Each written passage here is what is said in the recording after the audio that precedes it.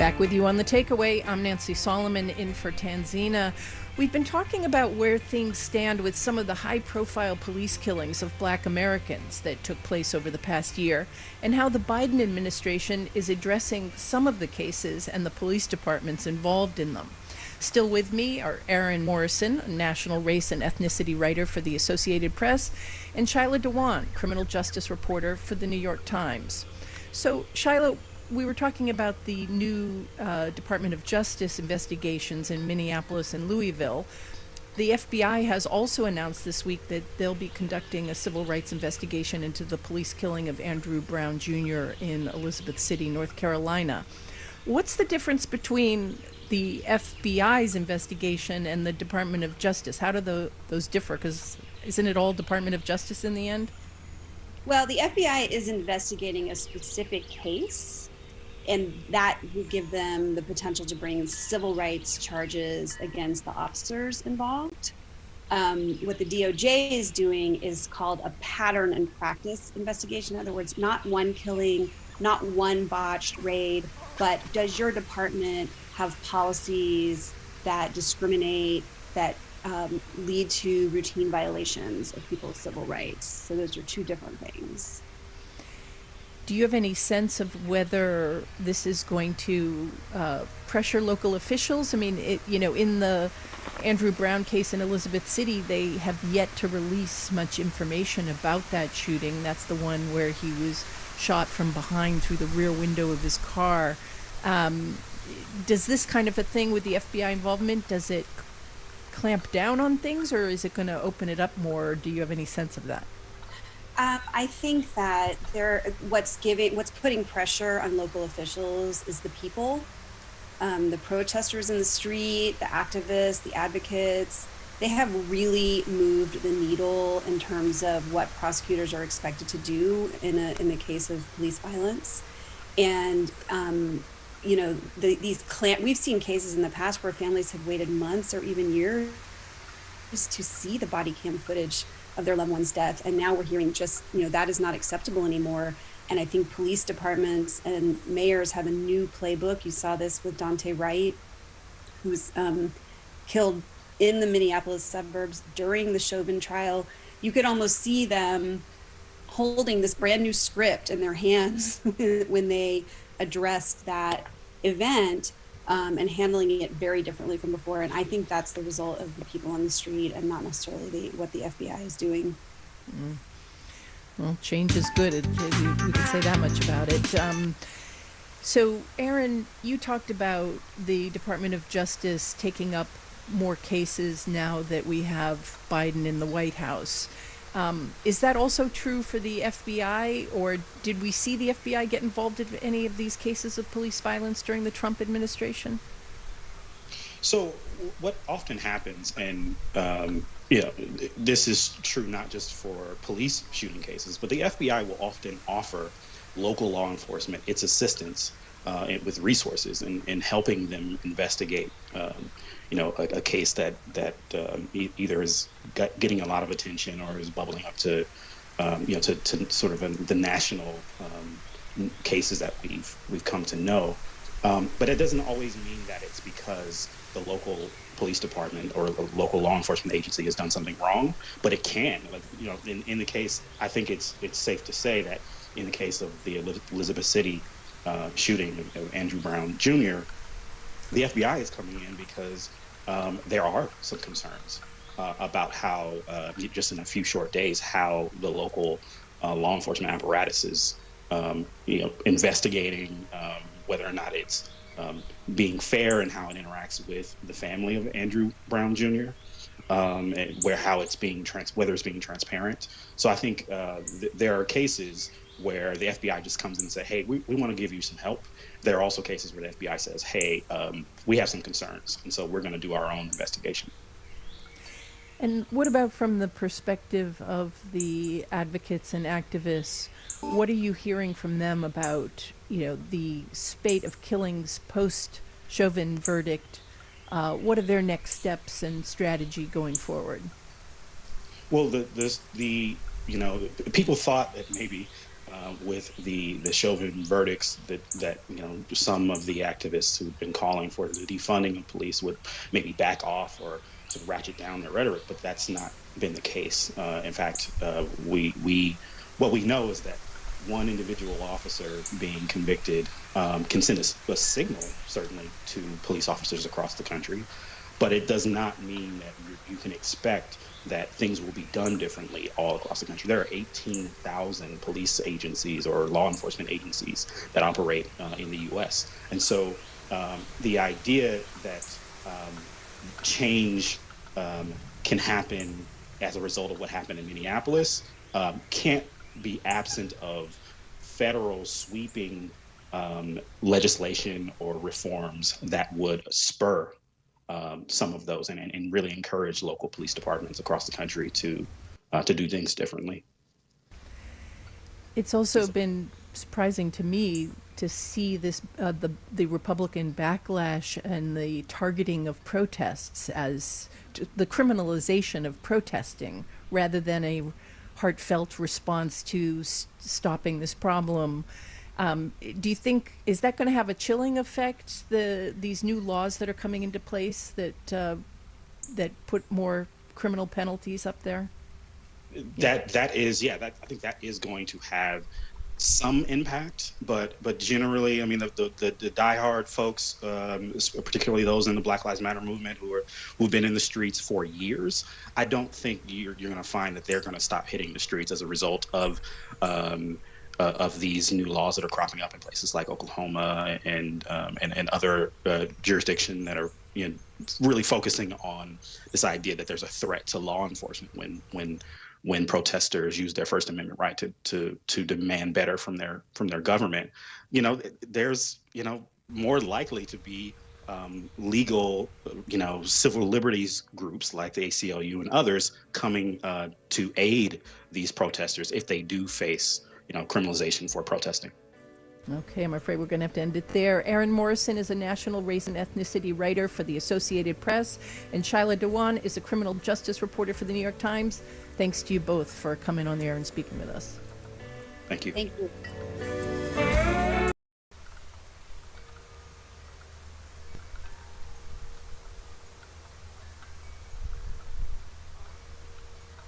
By Progressive Insurance, offering a way to buy home insurance with their Home Quote Explorer tool. Custom quotes and rates are available online.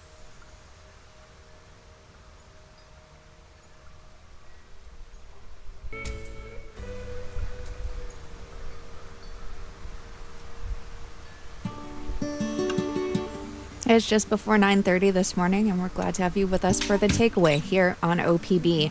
Still ahead, the Supreme Court is going to be deciding on a big Second Amendment case that has the ability to reshape the way the Supreme Court views the Second Amendment, threatening to shift policy on many of the nation's gun laws. We'll have more details in about 10 minutes on the takeaway here on OPB. Support for OPB comes from On Point Community Credit Union, adding 20 new branches in Fred Meyer locations to provide more access across Oregon and Southwest Washington. Learn more at OnPoint. April 28th, 2021 morning session of the Portland City Council. Good morning, Keelan. Could you please call the roll? Good morning, Mayor and Commissioners. Ryan. Here. Hardesty. Here. Morning. Knapp. Here. Rubio. Wheeler. Here. Under Portland City Code and state law, the City Council is holding this meeting electronically. All members of the council are attending remotely by video and teleconference, and the city has made several avenues available to the public to listen to the audio broadcast of this meeting. The meeting is available to the public on the city's YouTube channel, eGovPDX, www.portlandoregon.gov/video, and channel 30. The public can also provide written testimony to the council by emailing the council clerk at cctestimony@portlandoregon.gov. The council is taking these steps as a result of the COVID-19 pandemic and the need to limit in-person contact and to promote physical distancing. The pandemic is an emergency that threatens the public health, safety, and welfare, which requires us to meet remotely by electronic communications.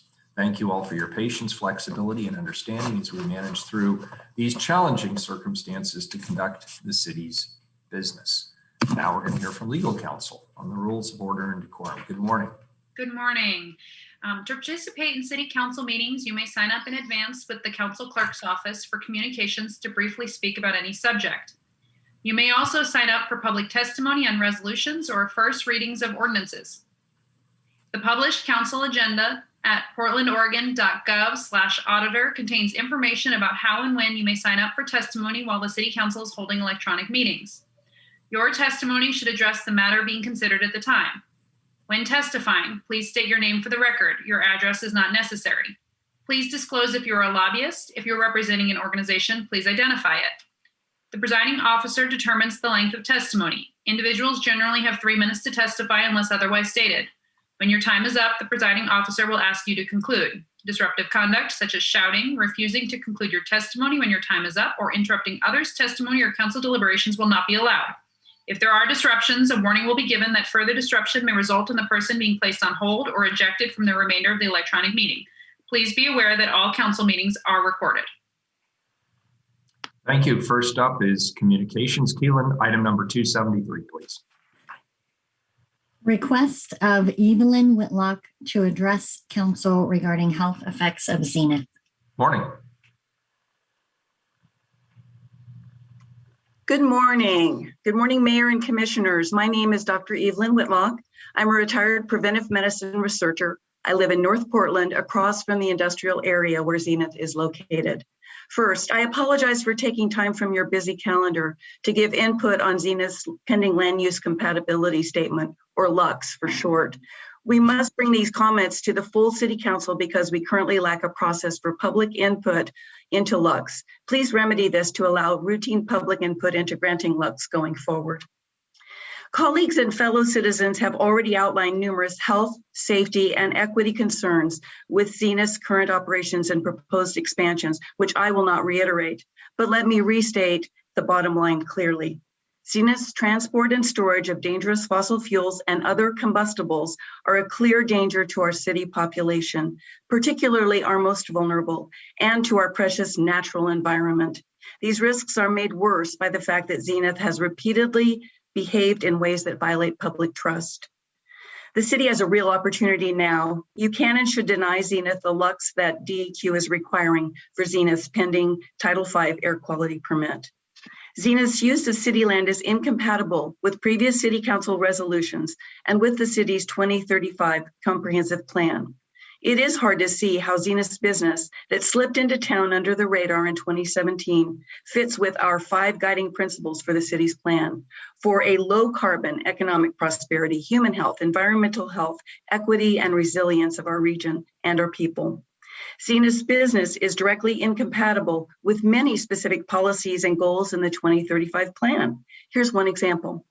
Policy 2.4 of the plan requires the city to effectively reduce disproportionate burdens, such as adverse environmental impacts on communities of color, low-income populations, and others impacted by city decisions.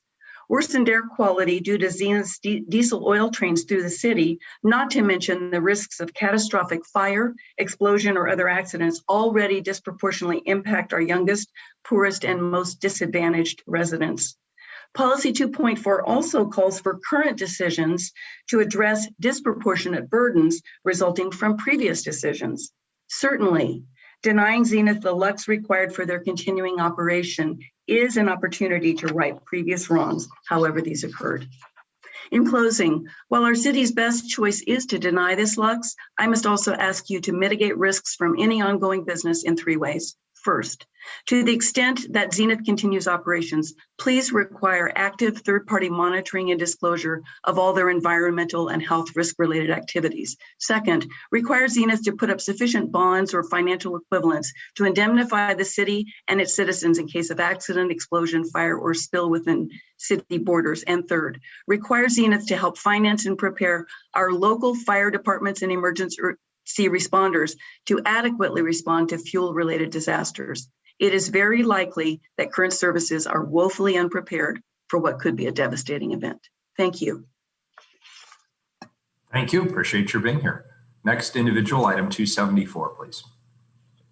Request of Suzanna Kassouf to address council regarding effects of Zenith Energy, and they let us know that they are canceling their request. Thank you. Next individual, please, 275. Request of Joan Rothlein to address council regarding Zenith. Good morning.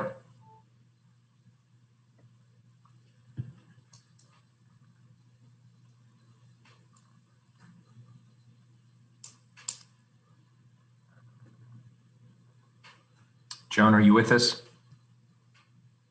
Are you unmuted? Here we go.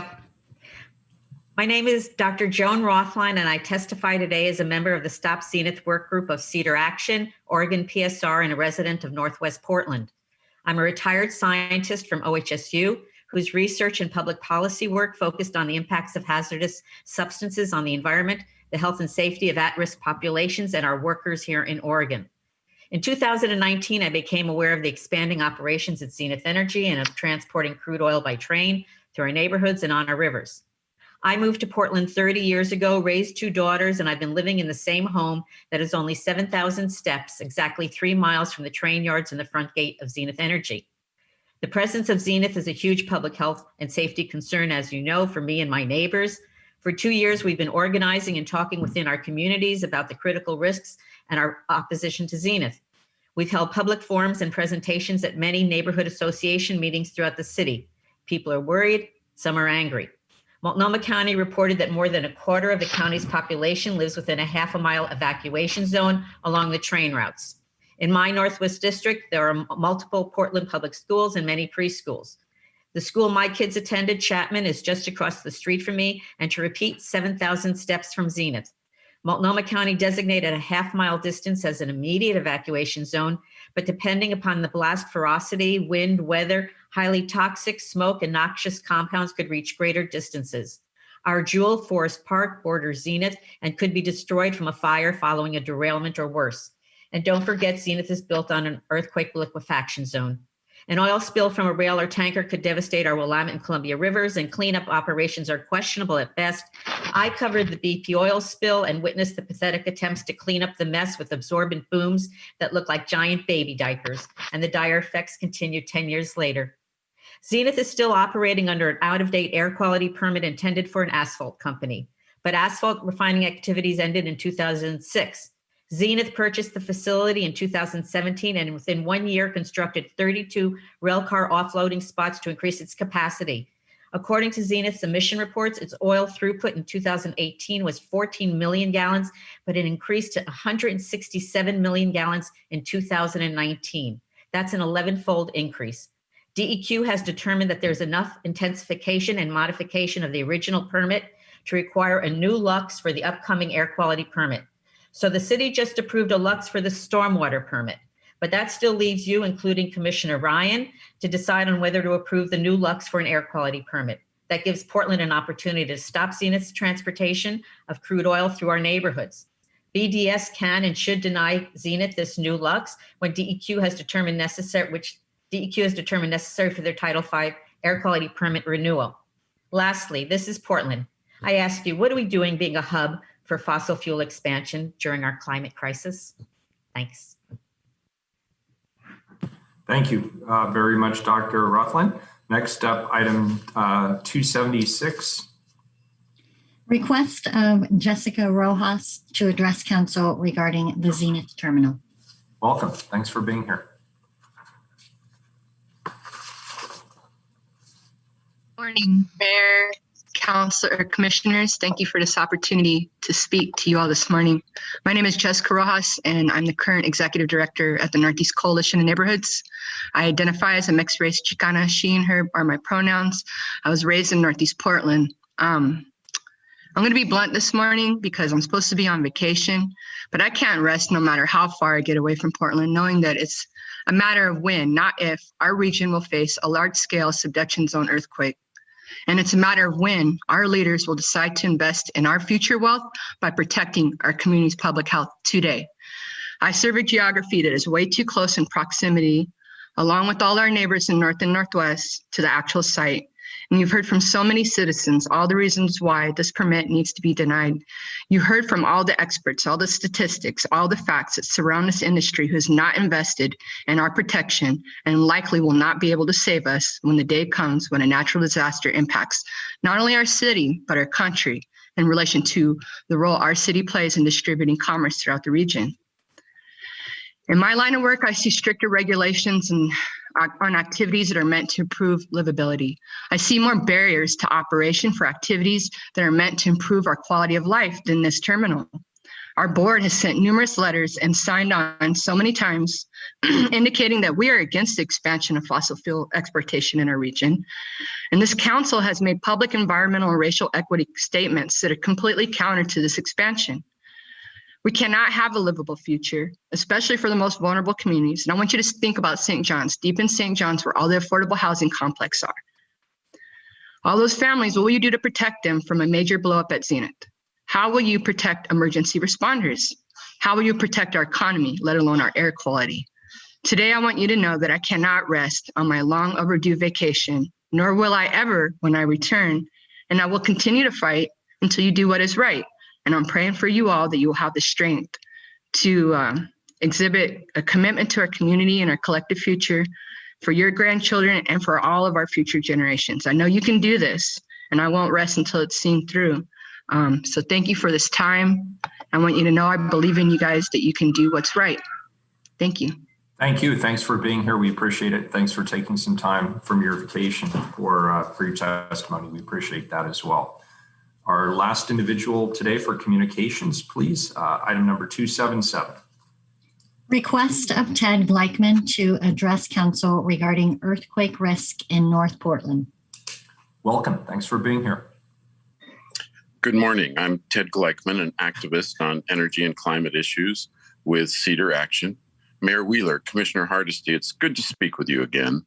Your structural work for public health and safety through the first responder bureaus is unprecedented. Thank you.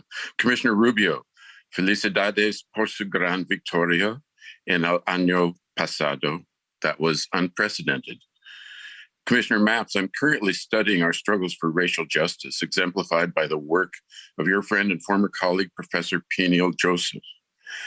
The wisdom you bring to these issues is unprecedented, especially in combination with Commissioners Hardesty and Rubio. Commissioner Ryan, your integration with our robust nonprofit community is a vital asset for economic justice now. That is unprecedented. As is the fact that you and your husband live in North Portland. We're generic neighbors, about a mile apart. My wife and I live just north of Columbia Park. Also unprecedented is the certainty of catastrophic damage from the really big one. I'm singing the same tune here. The Cascadia earthquake will rupture at a magnitude of 8 or greater.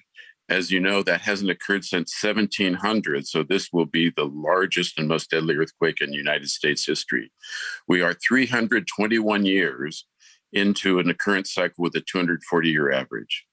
Here, all our 1,200 masonry buildings and many others will come down, and all the bridges except Tillicum. Worse, all the pipes carrying fracked methane gas will rupture, and the flammable fossil fuel tanks in the industrial waterfront will collapse. Any oil trains that happen to be here will derail, spill, and burn. We face unprecedented levels of fire and explosion, and the water means we'll go unless we're lucky on the timing of the current rebuilding. Of course, oil trains and oil tank explosions and fires cannot be extinguished with water. In 1906, the about 6,000 people who died in San Francisco were almost all killed by the fires, not the earthquake. I'm sending you a little booklet about it. Cascadia will surpass that, but you have an unprecedented opportunity to lessen the blow here and create good union jobs by maximizing energy conversion at warp speed. Why not begin with the obvious lawbreaker on the BDS plate in front of you right now, the duplicitous Zenith oil terminal? It needs to go. Thank you. Thank you. Appreciate your being here. That concludes communications. Let's go to the consent agenda before we get to the time certain. Have any items been pulled off of the consent agenda, Keelan? Yes, we've had one request for item 284. Item 284 has been pulled from the consent agenda. Please call the roll on the remainder of the consent agenda. Ryan, Aye. Hardesty, Aye. Maps, Aye. Rubio, Wheeler. Aye. The consent agenda is adopted. We'll come back to 284 at the end of the regular agenda. We'll move to time certain. Item number 278, please. Accept the quarterly Technology Oversight Committee report from the Chief Administrative Officer. Colleagues, the Technology Oversight Committee is a citizen advisory committee that provides oversight for significant City of Portland technology projects. The committee reports to the council on a quarterly basis on the projects that it's currently overseeing. The report covers the activity from January through March of 2021. There were no major project developments for this period of time. The TOC is currently overseeing Revenue's Integrated Tax System project, but no other projects at this time. I'll now turn it over to our presenters. Ethan Sermo from the Office of Management and Finance is here to introduce our presenters and kick us off. Welcome. Thank you for being here, Ethan. Thank you very much, Mayor Wheeler. Good morning, commissioners. Good morning, everyone. We will be presenting the Technology Oversight Committee's first quarter report for 2021 today. You're going to be hearing from the Chief Technology Officer for the City of Portland. His name is Jeff Baer. He is also the Director of BTS. After Jeff speaks to you and talks about the presentation for the first quarter, you will be hearing from Diana Garcia, who is the representative for Commissioner Rubio. My name, for the record, is Ethan Sermo. I'm part of the OMF communications team. Sorry, I forgot that. Excuse me, Mayor, if I may. Commissioner Hardesty. Thank you, Mayor. Thank you, Ethan. My apologies for interrupting. I just wanted to say that other than the mayor and I, most of my colleagues have never had a presentation from the Technology Oversight Committee. And so it would be helpful if you gave a little bit of history about why we have such a thing and what in the heck does it do as we get into your report for this year. Thank you so much. Thank you very much. And we will certainly get to that. We're actually planning on presenting something to that effect. So stay tuned. With that, Jeff, I believe I can hand it over to you. All right, thank you, Ethan, and good morning, Mayor. Good morning, City Council members. As Ethan said, I'm Jeff Baer, I'm the Director of the Bureau of Technology Services, and with me today is Diana Garcia, and we're here to present the Technology Oversight Committee quarterly report to Council covering the months of January through March and provide updates that may not be covered during the reporting period, and also here to answer any questions that you may have as they come up. And Commissioner Hardesty, I'll provide some context or historical context at the conclusion of the report, if that's okay. Thank you. So you'll see good progress being made on the Integrated Tax System project, or ITS, as it's noted by rolling out new features under phase 2, or as it's noted in the report, R2.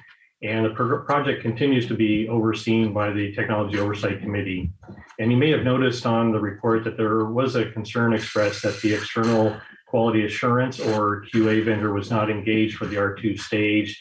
And that was because we were in the process of renewing the contract with the consultant for these additional phases and services that were needed.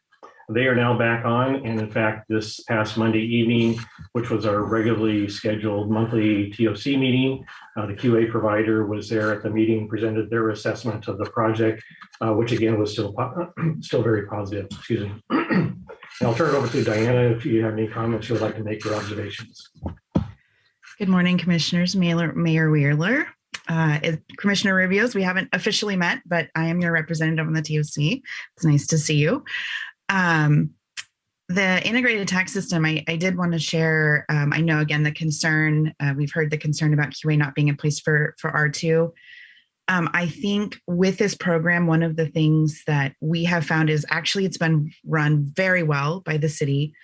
The QA representative in partnership with the city resources for R1 really set up a good foundation so that as they rolled into R2, they were really prepared. And now that they're back on for R3, we're seeing that continue. So the continuity is actually there because they set things up so well together to start with. So as the TOC, we are not concerned with this gap in time without QA. because they've actually been just continuing the plan they laid out together as they started planning in R1. So hopefully that helps assuage any concerns you might have. Thank you, Diana. Yeah. I think that's the only comments I have on ITS, since it's the only project we have right now. Do you have any questions for us? I think Colleagues, any questions? That was brief, to the point, very helpful. And if no questions, I'll entertain a motion to accept the report. I so moved to accept the report. Thank you, Commissioner Hardesty. Can I get a second? A second. Second from Commissioner Ryan. Thank you. Any further discussion? Seeing none, Keelan, please call the roll on the report. Ryan. Yes. First of all, thank you, Jeff, and thank you, the amazing volunteers, Wilfred, Jimmy, hello, Jimmy, Leland, Diana, and Victoria for your report and your work on the integrated tax system. This report helps to bring us along on the work and progress you are doing for our city's systems. Thank you, Director Reinhardt and the OMF staff for your support and collaboration with this important group. I vote aye. Hardesty. I want to thank also the Technology Oversight Committee for your continued expertise that you bring to the table to help the city of Portland do technology better. It sounds like we're letting you slack off because apparently you only had one project on your calendar, and it is our hope to fix that. You should be hearing from Portland Police Bureau about their need to have your support as they look at acquiring new technology. And so I just want to continue to thank all of you. I have found you all to be experts in your field. I found you willing to give your expertise time and time again. We would think that a new system to collect taxes from not just the city of Portland, but also Multnomah County and other entities in our region would be something that would make you pull your hair out. And the fact that you have supervised this process so well that it actually even hasn't been a blip on a radar screen says a lot about the quality of your work. So I cannot be grateful enough for the work that you do for the city and how much I am looking forward to you being able to help the police bureau be able to also buy technology that we can support because it works and it actually does what we intended to do. I want to give a personal shout out to Victoria Trapp, who's my representative. And she makes me smile every time I see her because she's always just so full of energy and a commitment to this task. All of you could be doing anything else with your volunteer time. And I just want you to know how grateful I am that you allow us to utilize your expertise. I'm very, very happy to vote aye. Maps. I join my colleagues in thanking the members of the Technology Oversight Committee for their important work. I'm glad to vote aye on this report. Rubio. I also, can you hear me? I'm sorry, I'm having some computer. Okay. I'm also having, I also want to thank the Technology Oversight Committee for all their work and for the thorough oversight on this project. And it's very dense information. And so I just want to appreciate all the volunteer hours that are put in and all the staff hours. And thanks for helping us understand as people new to this topic. I vote aye. Wheeler. Well, before I cast my vote, I just want to take this opportunity, since we have him here, to recognize Director Bear for winning Technology Magazine's Top 25 Doers, Dreamers, and Drivers Award. This recognizes the country's highest achieving innovators, collaborators, and transformers who improve government through technology. Director Bear and his team at the Bureau of Technology Services did an incredible job of enabling the City of Portland to work remotely during the pandemic. I want to thank Director Bear. Congratulations. Thank you to your entire team. I also want to thank the Technology Oversight Committee. You're an important part of this mix. Thank you all for your significant efforts on behalf of the City of Portland. I am very happy to vote aye, and the report is accepted. Thank you all. Thank you, Mayor. I'm super proud of the team and what we were able to do. Thank you. Well, congratulations to you as well, Director. Thank you. Next, folks, we're obviously 20 minutes ahead of the time when we can do the next time certain. We'll move to the regular agenda. Next item, Keelan 285, please. Accept bid of MJ Hughes Construction, Inc. for the Bulch Creek Trash Rack Retrofit Project for $3,670,321. Colleagues, after that introduction, I'm sure you are excited about this proposal. This is a procurement report for the Bureau of Environmental Services project to rehabilitate the Bulch Creek Trash Rack.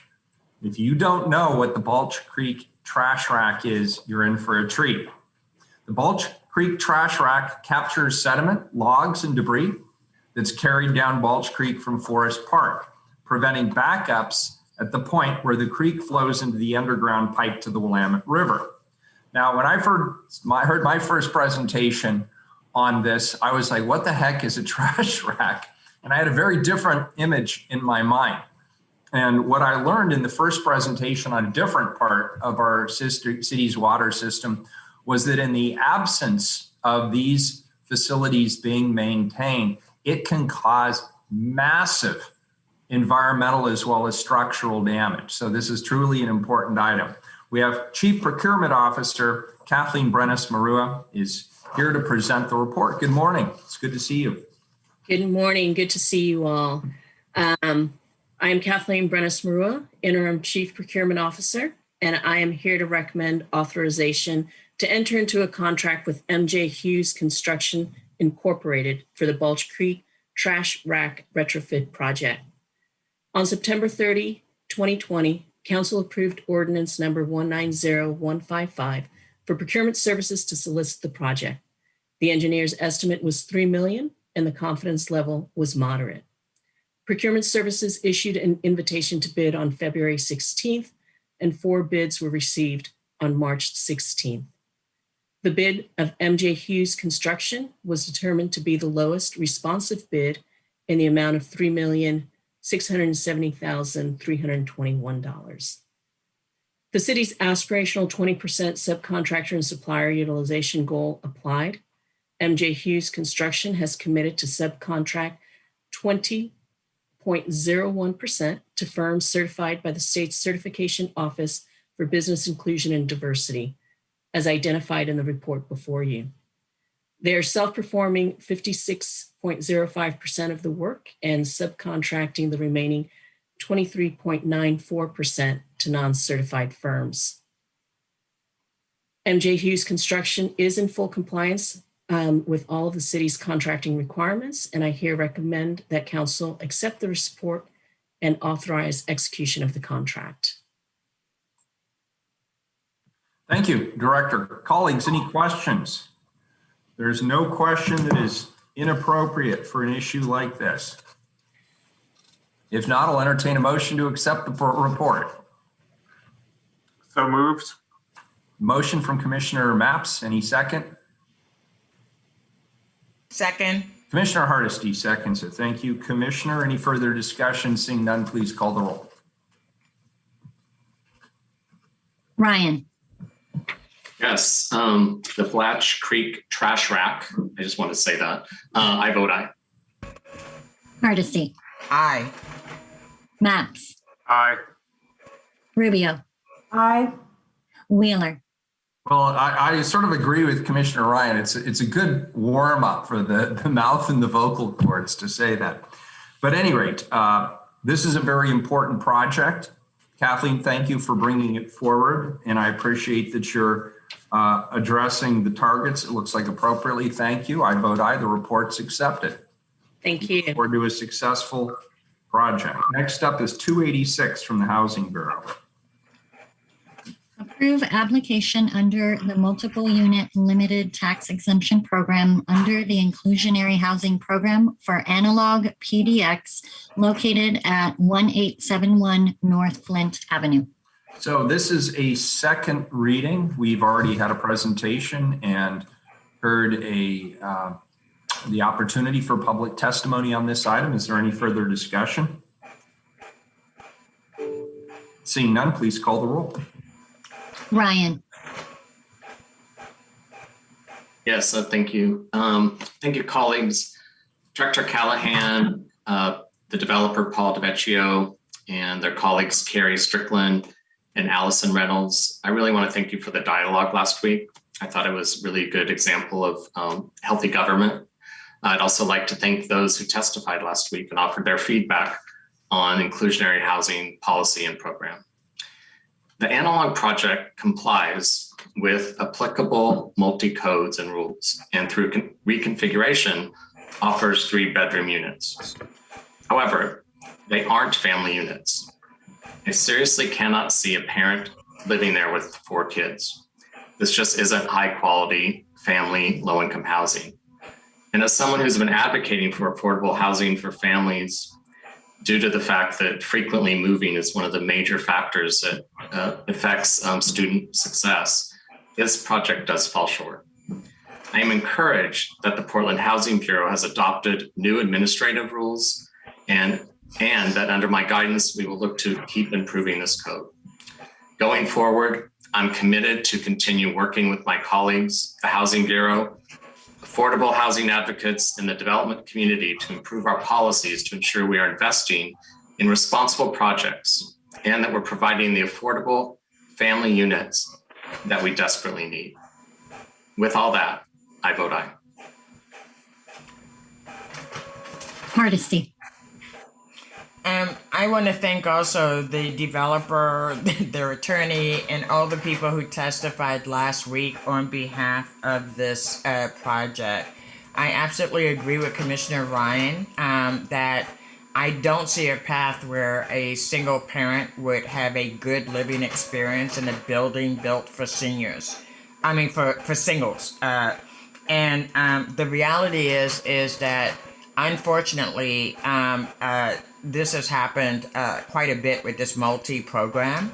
I am very pleased that we have changed the rules so that we are more intentional about creating real family units in apartments. I've challenged this program since the day I showed up. It will get better. I appreciate the leadership of Commissioner Ryan and the Housing Bureau because I know I've pushed them quite a bit in my time here around this particular issue. I am comfortable in voting no on this project, knowing A, that it will pass today, and B, that we will not be put in this position again in the future to be choosing between units that are not appropriate for family living versus losing the opportunity to create more housing that at some point will be affordable for families. So I am happy to vote no, and I look forward to the changes being fully implemented to ensure that we don't continue to make this mistake as we move forward. Thank you. Maps. Aye. Rubio.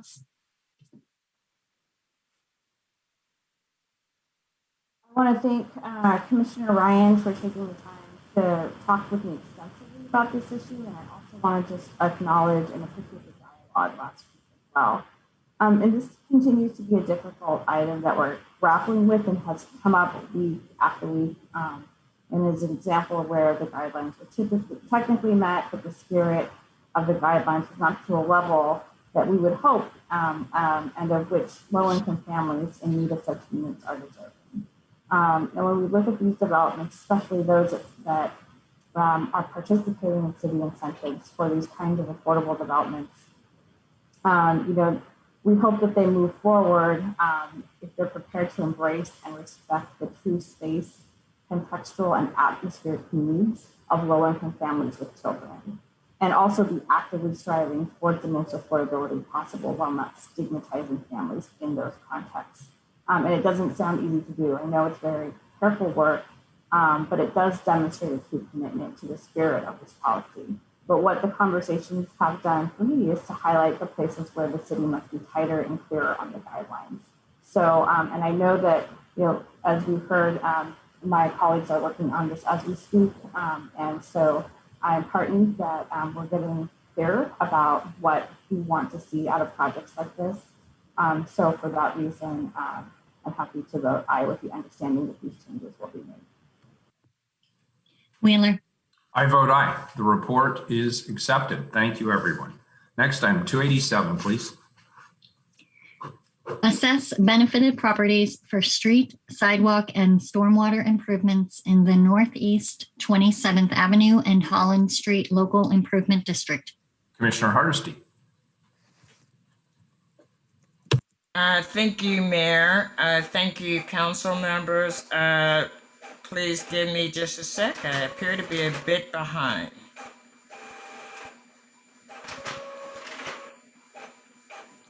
Good morning, Mayor Wheeler and councilman. Good morning, Andrew. Thank you for being here. I was looking for my talking points, but why don't I just turn it over to you and let you get the show started, and I'll come back. Thank you.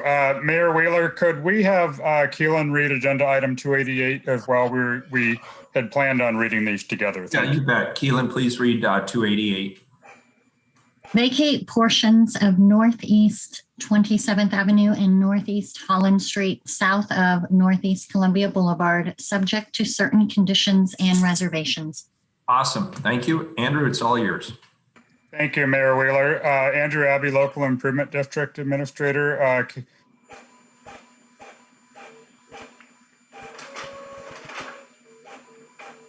Andrew, your sound just went away. Andrew? Looks like he's frozen a bit. Well, good. Now that he's frozen, I'm happy to read my overview. Please do, Commissioner. It's amazing how that works. Are you back, Andrew? Yeah, you know, he's moving again. The only time my computer freezes is when I'm up in front of council. But here's what I'm going to do. Andrew, can I suggest you turn off your video? That seems to help sometimes. I will do that. Thank you, Mayor. So I'll just be a black screen testifying today. If something strange happens, I'll jump back in on my phone. Lance, do we have the PowerPoint ready to go? Yes, it's coming up right now. Thank you. Once you're done, I'll come back and give some thank yous. And thank you so much for being here this morning. All right. Thank you, Lance. You can go ahead to slide number 2, please. This is a map of the LID that we just completed and the street vacation.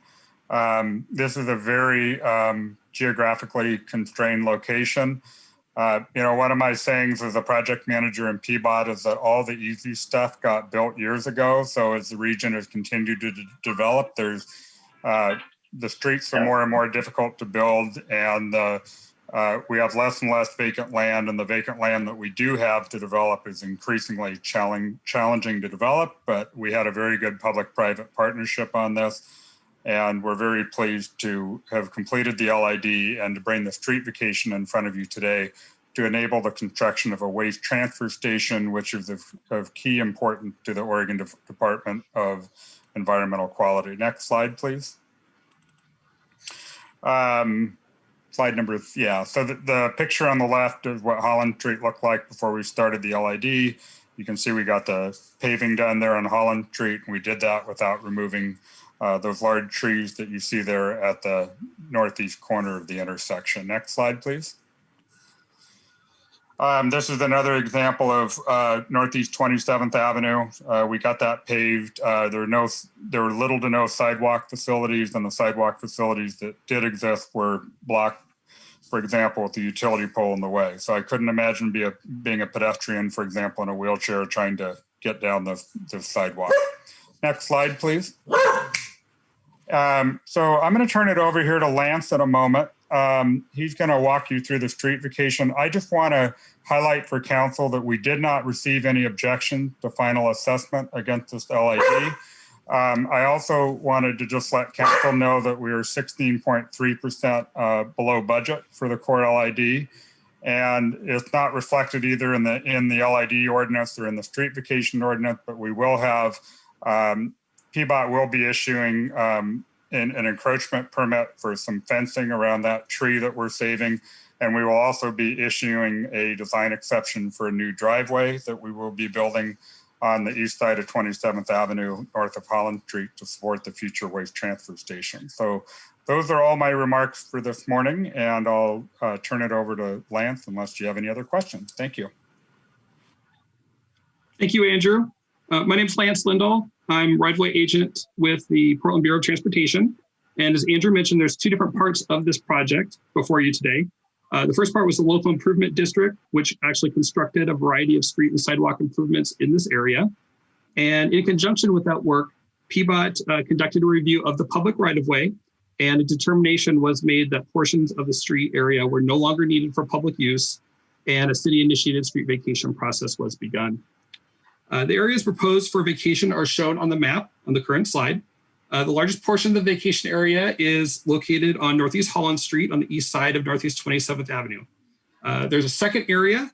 It's located across 27th Avenue, and it's also just a little stub dead end portion of Holland Street. And then there's also a small third area. It's south of this intersection, and is located between Northeast Holland and the Union Pacific Railroad right-of-way, which separates this area from North Lombard Street.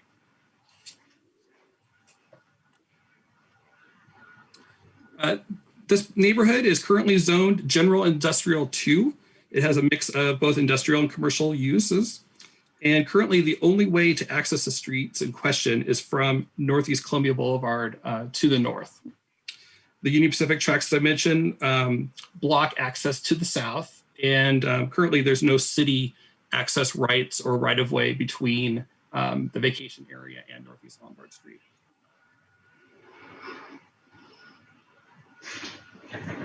Per the city street vacation process, PBOT reached out to other city bureaus, local utility companies, and government agencies. A few of these came back with conditions of approval. The first of these came out of my work group at PBOT. And what we're doing is we're reserving an access easement within the ordinance document for the benefit of the property located at 2946 Northeast Columbia Boulevard. And this property is located immediately to the east of the vacation area. The access easement is shown here in with the hatched lines. And this same area is also going to be an emergency vehicle access easement that has been required by Portland Fire and Rescue. Because of the industrial uses in this area, there were concerns about retaining access for emergency services to the various properties, and this easement will serve that purpose. Other conditions of approval, the Bureau of Development Services has required a lot consolidation replat for any lots or historic lots of record that will be losing street frontage as a result of this vacation. This is a typical condition with larger street vacations. And also, urban forestry has required a conservation easement for the protection of 4 large evergreen trees that are located within the vacation area. And they're shown here in the picture. There's at least one new development proposed for this area. Andrew mentioned it. It's a Riverview City Environmental is planning a street sweeper waste transfer facility for the area shown here in red. And portions of this vacation area will revert to these properties and allow for them to build their projects. That completes my portion of the presentation. If there's any questions or concerns, we're available to help answer those. And also there are representatives from the adjacent property owners that are online with us today to speak to this issue. Very good, colleagues. Any questions at this particular point? So, Mayor, if I may, yes. Thank you, Mayor. Before we turn it over for additional testimony, if there are no questions, I do have a couple of people I'd like to thank. And I just saw Commissioner Ryan's hand go up, so I will wait if he has questions that he wants answered. Very good. Commissioner Ryan, we'll come back to you last, Commissioner. Sure, thank you. This will be really quick, and maybe I'm not the only one that was thinking this, and if I missed it in the report, I apologize. What's with the word vacation street? Like, I just want something to explain that term to me. It's not as fun as you think. I'm ready to hear it. I just wanted to educate myself. It'll be like, lifelong learner moment day. Yeah. Yeah, it's an old term that's used in the right-of-way profession, and it's essentially just a fancy term for release of easement rights. street right-of-way is kind of in this area between fee ownership of property and the release of a simple easement. So that's why we've hung on to the term vacation, because it's unique to this type of land use situation, or property transfer situation, I should say. Okay, Lance, that was helpful. I just do want to make sure. I want to make sure I was inspired by such new technical terms. I don't know if I'm going to use it very often, but I do appreciate that you explained it. Thank you so much. That's right. Thank you, Commissioner. It's a word we all want to use a lot more, believe me. I was thinking the same thing, but I didn't say it out loud, but I will affirm the mayor's belief. In the proper context, right? Yeah. In the proper context, exactly. I would be remiss if I didn't take this opportunity to really appreciate a couple of key stakeholders in this effort. And I want to start with Steve McGinnis of McGinnis Investments. We're especially pleased with this LID concludes his participation. And by the way, this is the third one that he's participated in. And PBOT really appreciates this partnership because clearly it has helped both McGinnis Investment, their business, be successful, but it's also helped PBOT be able to keep its commitment and do the work that it so desperately needs to do. And we appreciate that he has confidence in PBOT, because I hope he still has confidence because he keeps coming back. So I think that says a good thing. I also want to take a moment to acknowledge and appreciate Chris Hagerman of the Brooking Group, who helps with strategic land use guidance and coordination for the planned waste transfer facilities with the design of this LID. We appreciate his ability to develop solutions that help meet the multiple city bureaus' objectives and interests on this particular LID, including the street vacation. While achieving the city's transportation infrastructure, tree planting, and environmental goals. And just on a personal note, anytime we can save big, beautiful trees, I'm a big fan of that. So I'm grateful for the thoughtfulness that went into that. So I just wanted to add that to the record, and I will turn it back over to you, Mayor. Thank you. Thank you very much, Commissioner. Keelan, how many people do we have signed up to testify? Mayor, we have no one signed up for this item. Oh, I thought there were some property abutters that had indicated an interest in testifying. Am I wrong about that? Lance had mentioned something. Mayor, I'm Mayor Wheeler. This is Andrew Abbey. I'm seeing Steve McInnes on the line, and I believe we have Daniel Scarpine, and then Chris. And Courtney is here today too. Yeah, and then Chris Hagerman as well. Okay, why don't we include those as invited testimony, 3 minutes each, please? And if Andrew, can you facilitate, please, by calling the first one and the second and the third? Yeah, why don't we go ahead and start with Steve McInnes? Thank you, Mayor. Thank you. Good morning, Mayor, Council. I appreciate you guys taking this time to hear from all of us. I'd like to just tell you a few things about myself. I'm Steve McInnes. I have a company, River City Environmental, that's had a great partnership with the city of Portland in the different jobs and things that we help each other out with. I've been in the waste collection business here in the city of Portland for over 40 years. Right now, we presently have a little over 130 employees, and we are looking to add another 20. We have livable wage jobs. We're looking for more minorities. We have probably a third of our staff is minority right now. We're looking to add a additional. So if you know any folks out there that are looking for work, we are hiring in the city of Portland. We'd like to thank you again for this is our third LID that we've done with the city of Portland. And we've really enjoyed working with Andrew Abbey, City of Portland, and all his staff. Andrew's a great leader, and he, even when we have tough times with other neighbors, he's able to get folks on board and keep right on going. This site for us is going to allow us to hire another 5 additional employees to handle the waste stream. And when we talk about the waste stream here, we talk about the sweeping waste that we have, catch basin waste, line jetting, so we can actually bring it back to the facility, clean it up to be able to recycle it, and take it to the proper either additional recycling or how to process it. River City, we have been doing this since 1995 and growing. Our commitment has always been to keep the rivers, the streams, the creek beds, everything clean from testing right on down the line. We actually do hold over 14 patents to clean up stormwater, and it's in the stormwater industry, from the catch basin filters to the media that we make to pull dissolved metals out. We are really looking forward to the approval and to be able to build a new site on 27th and Olive. To give you a little more background here on us.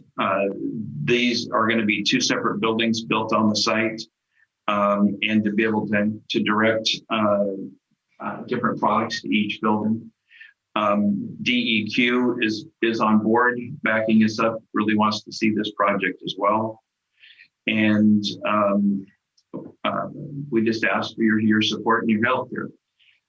The last thing, I think, Mayor Wheeler, I think it was about a month ago, you said that you were looking to do a deep clean on the city of Portland. And if there's anything we can do to facilitate that or help that out, either have staff get a hold of me or someone at our facility, we'd really like that. The last thing, I'd like to thank everyone here, everyone that's had testimony and that has really helped us get to where we are today. So by that, thank you, and we'll talk to you in the short future. Thanks, Mr. McGinnis. We appreciate it. Andrew, if you could call the next individual. Yeah, let's next go with Daniel Scarpine, and then we'll go with Corky Collier. Good morning, Mr. Mayor and Council. Thank you for the opportunity to provide testimony. For the record, my name is Daniel Scarpine. I'm the principal engineer of a Portland firm called Aquarius Environmental. We're a small business concern here in Portland, headquartered in Portland. We provide environmental and engineering services to numerous businesses within the Portland area. And a significant focus of our practice is stormwater quality. Our goal is to contribute to sustainable rivers, watersheds, as well as healthy cities and businesses. We've worked for numerous years with River City Environmental. They've helped us on many complex maintenance projects, as well as just routine and regular maintenance, street and pavement sweeping. River City provides these maintenance services direct to us and to our clients for sweeping. The big thing about sweeping is, why do we do it? Frankly, it's critical to preventing pollutants such as dirt, trash, and debris from entering our waterways. Frequent cleaning of the paved surfaces in the urban environment removes these debris and limits potential toxic pollutants such as copper, lead, and zinc from entering our rivers and creeks. Now, a big challenge with modern sweepers is there are these expensive machines that have kind of a limited capacity for how much sweeping they can hold. And so it's very important that the sweepers have a facility within a reasonable distance to manage the material. Ultimately, the primary benefit of sweeping is to capture pollutants that would otherwise end up in the river. And by segregating those as dry materials, as is proposed at this location, we really get a big bang for our buck environmentally, because we're removing pollutants, creating a method to recycle and segregate or dispose of those materials. As I had mentioned, it's critical that there is a facility close by for the sweeper to transfer this material, and it's equally critical that this is done in an environmentally conscious manner. Portland has a very limited number of these facilities, and having a facility in the vicinity of Northeast 27th and Holland is really a good spot for coverage of a lot of facilities across the Columbia Slough, where we have thousands of facilities that rely on sweeping and cleaning services. I sent in some written testimony to you all with some photographs of what this material looks like, but I just wanted to speak on behalf of the project and all the great work that Peabody has done to support the project, all the great work that River City Environmental has done to focus in on this project, and the partnerships they've taken with the city, with Metro, and Oregon Department of Environmental Quality. So in conclusion, I'd just like to say I strongly support the LID project, strongly support the street vacation, and I appreciate your time. Thank you. Thank you, Daniel. Thank you, Daniel. I think we can.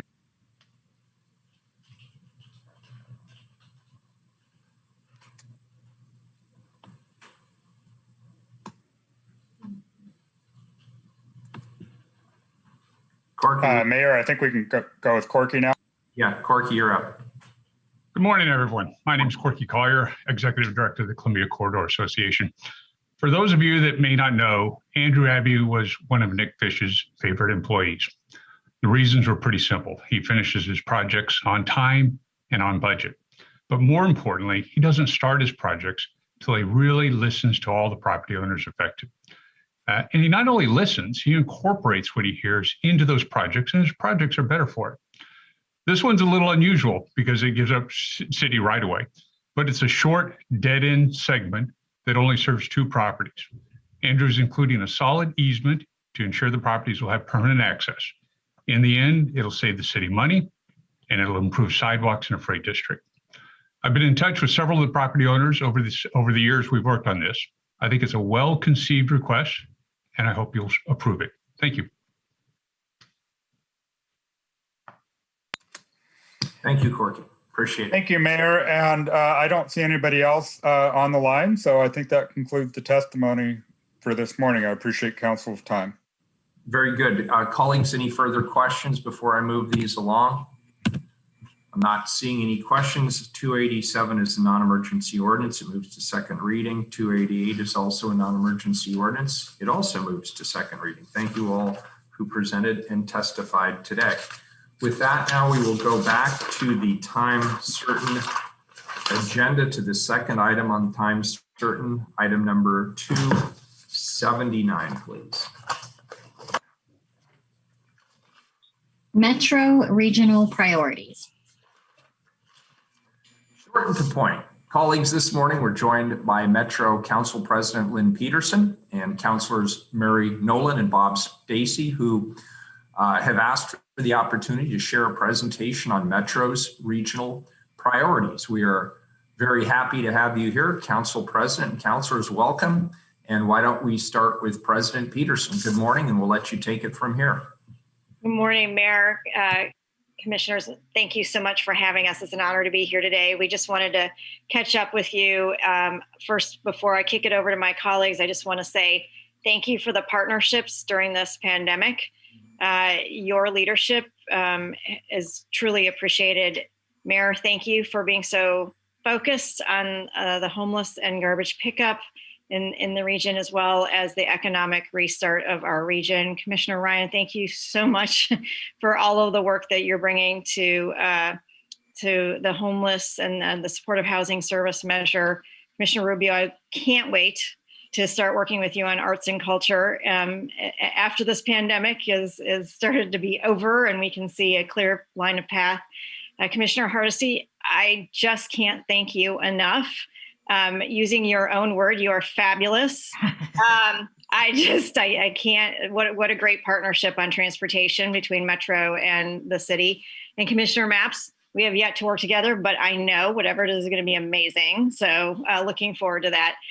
We are nothing but partnerships at Metro because we are your regional government, and we just are here to support most of what you all are doing in the cities and counties. And so I'm going to kick it over to Commissioners Nolan and Commissioner Stacy to quickly go through what have we been up to during the pandemic, point out some of the things we've been working on with you, and answer any of your questions on this amazing partnership that we have. Thank you. Thank you. Ready? Yes. Mr. Mayor. Your Honor, Commissioners Bob Stacy, Metro Districts, which the most Counselor southeast. Stacy, I think there's am I the only one who's hearing it garbled? No, okay. Can you turn off your video, Counselor, and see if it improves the sound quality? Happily, yes. You don't want to see that anyway. Yeah, you're a good looking guy. Okay, I appreciate that. That sounds better. All right. Thank you. So let's just start with a reminder, and my notes say, especially for folks watching at home, of what Metro does. And I hope your Nielsen ratings are higher than ours, because there's not that many people who watch from home when Metro's on. The Metro region extends from Forest Grove in the west to Troutdale in the east, and from the Columbia River down to Wilsonville. We have 5 key areas that we work on. Long-term growth, meaning the urban growth boundary and other plans for the future. We protect 17,000 acres of parks and nature, purchased with voter support from around the region. We manage the region's garbage and recycling system, and we run regional key visitor venues, including the ones owned by the City of Portland under our operating agreement. The Oregon Convention Center, the Expo Center, Portland 5 Centers for the Performing Arts, and the Oregon Zoo. And we manage a regional housing, affordable housing construction program, and the regional supportive housing program. And of course, the Oregon Zoo.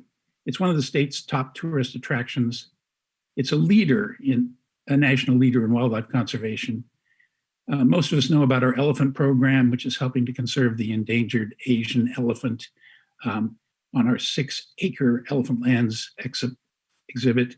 We're also very proud of our condor conservation program. The condor was once native to Oregon. Lewis and Clark reported seeing them and working hard to expand the condor's native range and get it back to Oregon. And of course, as the photo shows, we have welcomed Nora to the new Polar Passage exhibit. We're happy to have Nora back again. I think she was in Cincinnati, and this is a better place than Cincinnati. At least I think so. Metro manages the main theaters owned by the City of Portland and downtown. It's another partnership with the City of Portland. The Schnitz, Keller Auditorium, Newmark Theater, Brunish, and Winningstad Theaters. We lost 750 employees when we had to close those venues last March, and we're eager to welcome guests back again soon. Madam President, it's you now. Oh, good. All right. Well, next slide, please. The Expo and Convention Center are part of our venues, forums, and they were not exactly designed to deal with the type of emergencies that we have been facing, but they have stood the test of time as assets for our region, so much appreciated. Just a reminder of the heavy lifting that they have done during the pandemic and the smoke and wildfires and severe weather, as well as a whole host of other things.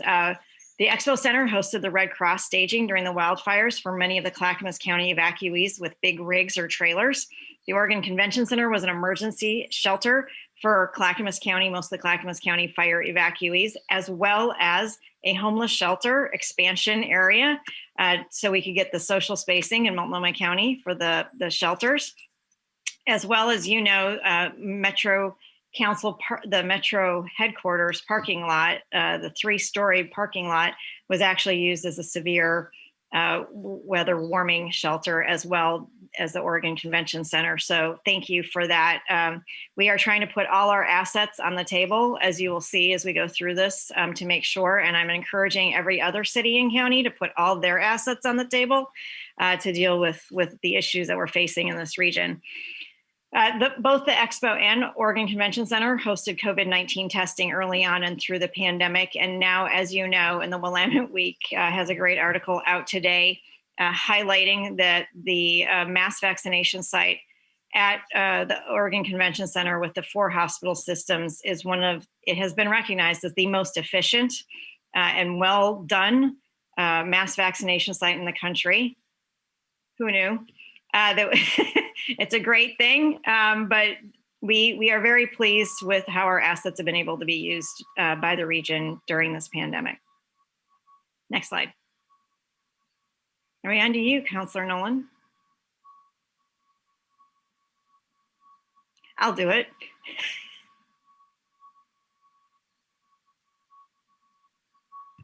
I think this one is still yours. Okay. So the Parks and Nature is another one of our lines of business. And as you know, the voters, and we thank the voters very much, passed a $475 million bond measure that is property tax based. It's our 3rd bond measure. The first 2 protected more than 17,000 acres of open space. And the bond measure has money in it, as it has since the beginning, that goes to a local share. So your portion of this local share shall be coming to your budget in this next fiscal year. And we look forward to working with you and having those ribbon cutting ceremonies when we can actually do that on new parks and new equipment and new educational opportunities for folks in the region.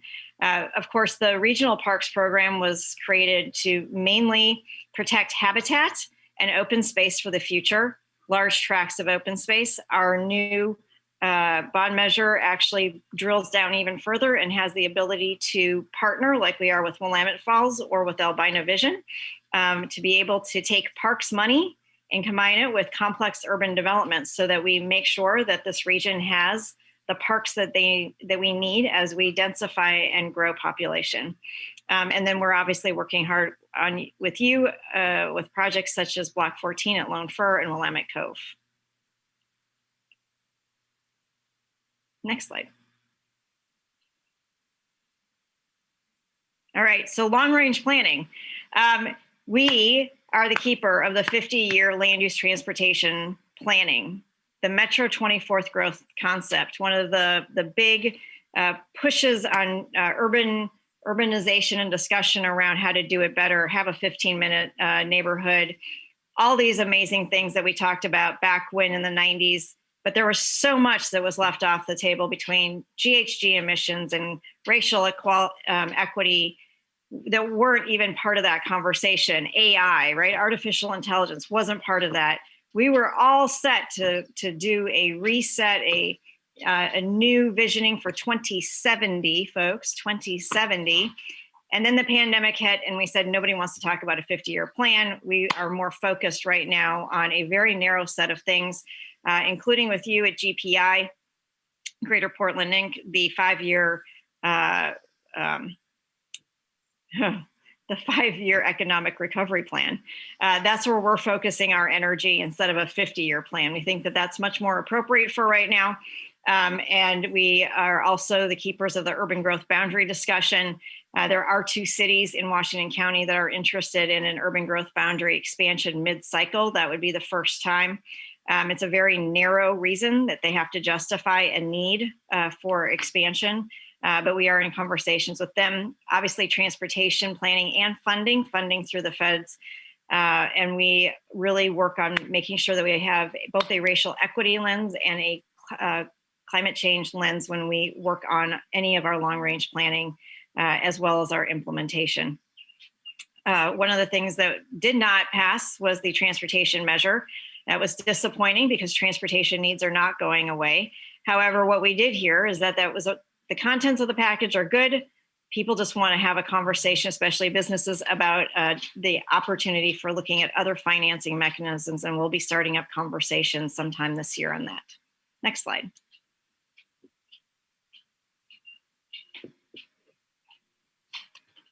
All right. Go ahead, Councilor Nolan. I'm happy to take this on, Madam President. Garbage and recycling is one of the stealth operations that Metro provides, and it is one of the largest operations if you measure it in terms of dollars through our budget. As you all know, Metro has responsibility for regional transfer of waste and management of the contract for long-term disposal of waste at the landfill in Eastern Oregon. But well beyond that, Metro also cooperates with Portland and the other cities in the region and the 3 counties around pushing for ways to make the system more efficient, manage costs, improve recycling, and make sure that equity of service is achieved throughout the entire region. We are in the process now of evaluating our entire system and the facilities needed to meet the growing demands of a growing population in this region, looking at possibilities of expansion of transfer station services. We are funding investment and innovation grants for local nonprofits as well as local businesses to incentivize and support their discovery of innovative ways of reducing waste, treating it more efficiently, reducing the greenhouse gas emissions of the transport of waste around the region and outside the region. We have achieved great success in removing food waste, particularly commercial food waste, from the waste stream, and we're continuing to look at further opportunities that we can invest. This is clearly a partnership we have with cities and local governments because you manage the franchises of collection of waste within Portland, and we are more the wholesale part of the system, making sure that it is managed responsibly and safely and environmentally appropriately. Next. And they gave the new kid on the block the newest services that Metro provides for the region. In 2018, voters approved a regional affordable housing bond measure that supplements Portland's own affordable housing bond measure. The Metro measure was designed to build housing, 3,900 units of housing for more than 12,000 people within a decade. Today, I'm here to share really good news about our progress on this measure. So far, while committing just 34%, roughly a third of the money approved by voters, we have got commitments to build over half the housing units that we promised. And within that half, nearly 700 of those units are for families who earn annually less than $26,000. And I listened to some of your earlier discussion today. These truly are units designed for housing families, in contrast to the ones you talked about earlier that were conversions. We are very proud of being able to provide family appropriate housing. It is actually fabulous, and I had that in my notes before. You mentioned Commissioner Hardesty's preference for that, but it is fabulous that we will welcome the first families to move into a Metro housing bond measure community this summer. Regional housing authorities, certainly including Home Forward, have been instrumental in this success. We are grateful to them for their efforts, and we are eager to work with them and with you to ratchet the results up even further going forward. If we've committed only a third of our money so far, but have got commitments to build half our housing, we're convinced, and we are looking forward to working with you to deliver more housing units than the original bond measure estimate. And let's think about that in human terms. Together, every 10% we can lower the cost of building this housing means 10% more families who can move into housing. So as part of our partnership with the Portland Housing Bureau, we've partnered to modernize and expand the Deacon Court apartments, which many of you know about. And we are working with some of you, notably Commissioner Ryan, on removing barriers and proceeding with other renovations that will save naturally occurring affordable housing for low-income families for decades to come. The compassion and generosity of voters is certainly key to this success. But it's not just about the bond money. Portland and other cities can and are removing barriers, reducing the impact on the cost of housing by changing up your codes, by streamlining your processes and expediting to the point of issuing permits. And as I said earlier, every $10,000 or 10% that we can knock off the cost of building this housing by making it more straightforward means we can serve more families. And we are interested in getting to that point collectively with you. Next slide, please. Our very brand new service in Metro that we are still adjusting to how we will cooperate with the counties on is the result of the work that people did to pass the supportive housing measure last May. We all know that some of our neighbors need more than just a roof over their head in order to be safe and successful in their lives and to have stability and dignity and peace. We see the homeless crisis on our streets every day, whether it's downtown Portland, along the 205, Powell Boulevard, Cornelius, Beaverton, Troutdale, Gresham, Oregon City. We know people are living outside because they don't have the support they need to safely live inside. It's important to me in this work to remember that these are human beings. These are someone's son or daughter, someone's brother, sister, or friend. A year ago, groups and individuals working for and with homeless people designed, imagined, worked successfully to pass a groundbreaking, truly groundbreaking supportive housing program with an audacious goal to functionally end chronic homelessness in Greater Portland within a decade. This effort was and will be a partnership among people on the street and their advocates, providers of services, leaders from Portland and 23 other cities, and the 3 counties, along with business owners and business managers. Good work and community input has resulted in proposed local improvement plans from the counties. They are under review with Metro. Indeed, Multnomah County's local improvement plan is on our council agenda tomorrow.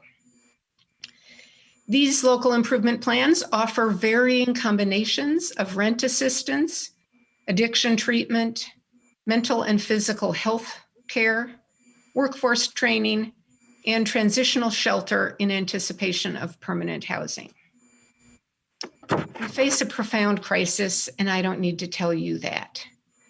It is borne disproportionately by people of color, people living with disabilities, people who have been shunned or ignored by people who look like me.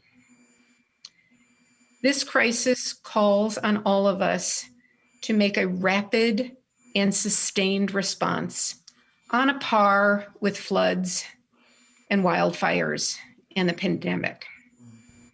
Collectively, we haven't yet met the crisis with the urgency it demands. This specific measure is a partnership between Metro and the counties, but it touches directly on and depends on the initiatives that you at the City of Portland have launched. Mr. Mayor and commissioners, your action tables promise quick, broad-based results.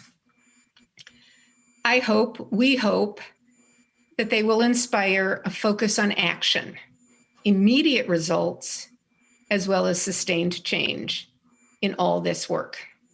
We will stand and act with you. Next slide. Excuse me, Mayor, if I may. Commissioner Hardesty. Thank you. Could we go back to the last slide, please? I didn't want to interrupt Councilor Nolan, but this struck me. We're going to functionally end chronic homelessness in Greater Portland by 2030. That is a bold statement, and as you know, we have made bold statements in the past around houselessness that have not come to pass. And so what I know is that the public will hold us accountable to this goal. Why do you believe this goal is achievable in the short time period that we have to make it happen? That's like 8 years is what you're saying. We're going to fix this problem in 8 years.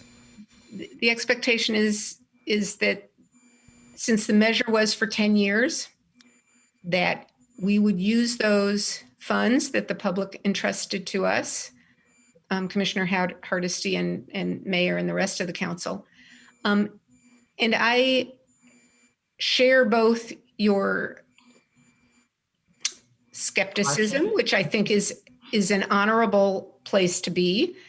I also share some optimism because the people who are working this are committed to a region-wide approach that learns lessons across the counties that is new from the way we have approached this crisis in the past. I'm mindful, Commissioner Hardesty, that we are sitting here in 2021 with the city's 2005 10-year plan to end homelessness gathering dust somewhere. But I commit to you personally, and the Metro Council commits, that we really do see this as a crisis that requires urgency. Some of our counties are still getting up to speed on this work because it is newer to them. Right. Multnomah County is not one of those. Multnomah County is providing leadership on this. But it is because of the commitment, because of the coordination, and because of the openness to trying things, testing them against measurable outcomes, and if they don't work, changing them and taking a course that is more productive.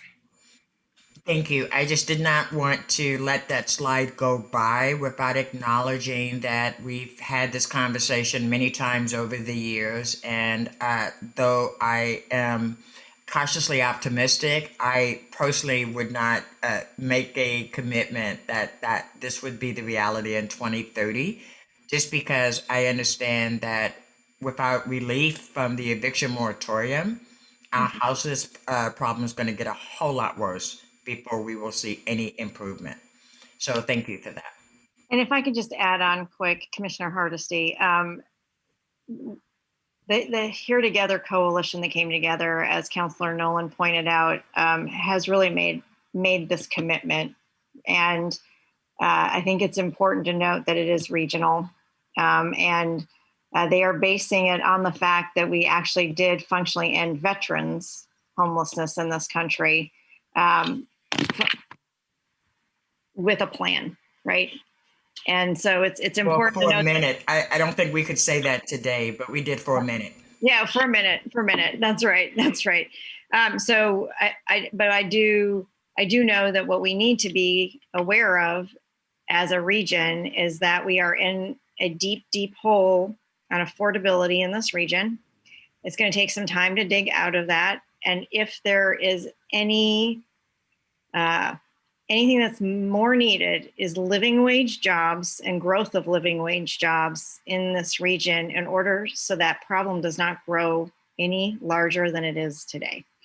And so what we're trying to do at Metro is make sure that we are pushing both on the economics as well as the attempt to deal with a global economic situation combined with a pandemic, right?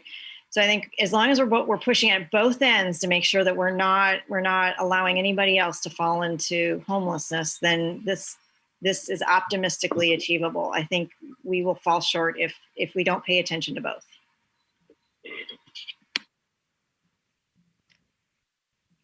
And this success needs all of us to keep it as a top priority, as urgent as if it is our son or daughter sleeping on the street. All of us. And let's move on to economic development, because Council President Peterson referred to addressing houselessness and economic development are woven together. None of our affordable housing efforts or our homeless services work will be successful until we get our economy back humming in an equitable way. We need to actually go back. I'm going off script here, so I might get yanked aside. But during the pandemic, the wealthiest of the wealthiest thrived. They didn't just survive, but they thrived. In Portland, in Oregon, we have an opportunity to change that so that the economic recovery is broadly shared, equitably shared across all the people who call this place home. Metro is doing its part by working to invest in working families. In particular, I'll highlight our venues, which Council President Peterson had talked about earlier. But we have a training program for construction jobs that we utilize in our venues in order to make access to family wage jobs that are sustainable for a career available to a broad base of people who have been excluded and, in fact, in some corners are still being excluded today. We're working to support businesses as they recover, local businesses. We do that in cooperation with cities and counties around the region. We contribute as well by our efforts to plan for and invest in a region-wide transportation system that is 21st century smart, climate sensitive, efficient, and responsive to emerging technologies like electrification of vehicles and autonomous vehicles as they will be coming into line, if not within the next decade, certainly soon after that. And smart planning and coordinated planning around the region to make sure that our land use designations have room for housing, have room for recreation and habitat preservation, and also have adequate room that is well served by the transportation system for economic activities, jobs that people can do. And I'll close by just saying that our economic development approach and plan and activities is structured around the notion of thinking regionally and acting locally. We depend on cities in the 3 counties to make that work succeed. And we look forward to continuing the partnership and holding each other accountable. Push back on us, and we will be the loyal opposition when it's needed on the work you're doing. It's a great partnership. We honor it, and thank you for your time. Thank you. Appreciate it. President Peterson, does that complete your presentation? Yes, sir, it does. Very good. Colleagues, any questions? I just want to start off by saying how much I appreciate the tremendous collaborations. Obviously, we are deeply entrenched both on the transportation front, land use issues, and the homeless issue is one that no government can solve alone. This is going to take a lot of collaboration, and we're grateful for your leadership on that front. I see Commissioner Maps, then Ryan, then Rubio, then Hardesty. We'll start with Commissioner Maps. Thank you, Mr. Mayor. And I'd like to thank my colleagues for that really fascinating presentation. There were so many things there that I'd like to dig in on, but I know we're short on time. One thing which I'd like to hear more about is the affordable housing that you're building. Number one, how much affordable housing have you built in Portland? And number two, what's your secret sauce for bringing this affordable housing in at such a low price? So if I can just make sure that we understand, Metro owns no assets or builds no assets, operates no assets. We are simply your humble servants in making sure we provide oversight to make sure that the voters, what they passed is what the 7 housing authorities are building. And we can certainly, or Commissioner Ryan probably knows off the top of his head, the number of units that have been committed to by the city and Home Forward, but I don't have that at my fingertips, and we can get those numbers to you as soon as possible. Okay, thank you. But the money raised in each jurisdiction does go back to each county, so it is dispersed that way. Yes, Councilor Nolan. Commissioner Maps, I will take you up offline on your invitation for a conversation about our secret sauce. Okay. Together we need a recipe, don't we? We sure do. Well, I look forward to cooking with you. Thank you.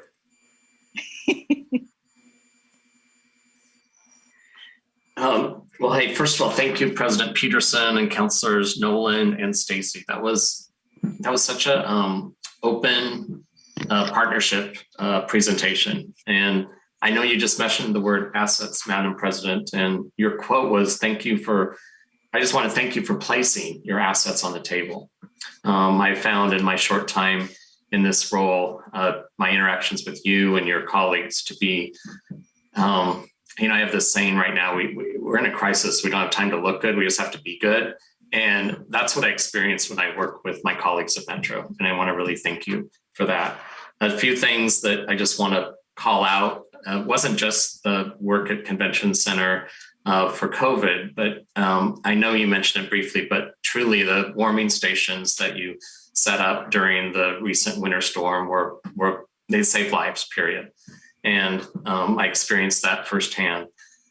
So thank you for that. I know that the Willamette Cove is personal for me since I grew up in those parts, and I look so forward to being a partner with all of you in making that a reality. I also want to mention just how creative we've been in our discussions about where we can site property and where we can really treat this, as Councilor Nolan said, an emergency. And I know we'll have more news on that as it evolves. I wrote down a few notes. I have prepared remarks, but I got off script because I was so taken with what you were all saying. I also want to mention the upstream work on trades.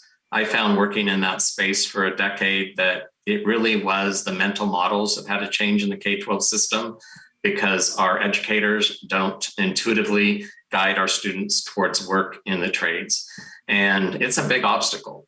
And so when we're in sessions and we are frustrated with the lack of minority contractors, I realize that it's never going to go as fast as it should. But boy, if we don't keep focusing on those relationships with our students that we've ignored historically, to get them into those careers right out of high school so that they can have family wage earning jobs in the short term, it's a work collectively that we all must stay focused on. So we can really see those percentages in not just apprenticeships, but eventually, of course, contractors go up in our region. So it was just fascinating to just hit a few of those highlights.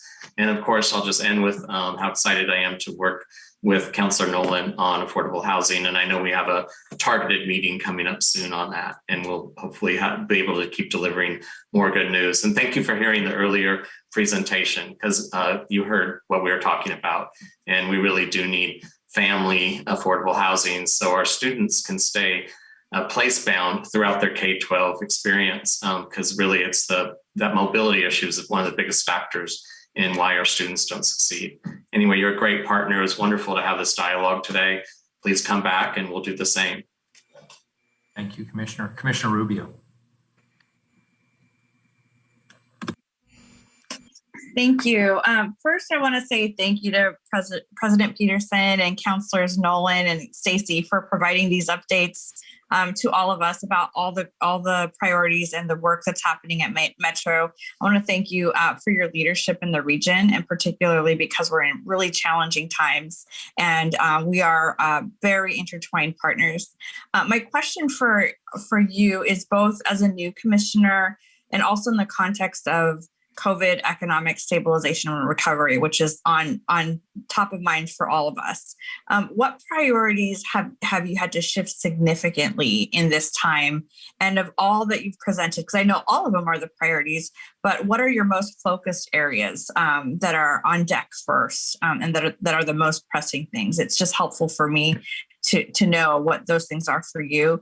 And then also, just as a follow-up, as we are jurisdictional partners, where and how can we continue to be good partners, or where can we be better partners as a city? Thanks. Thanks. I'll let my colleagues take the second one. I'll take the first and see if I can get through the list. But I think obviously we are part and parcel of the recovery of this region with our venues and the visitors, travel.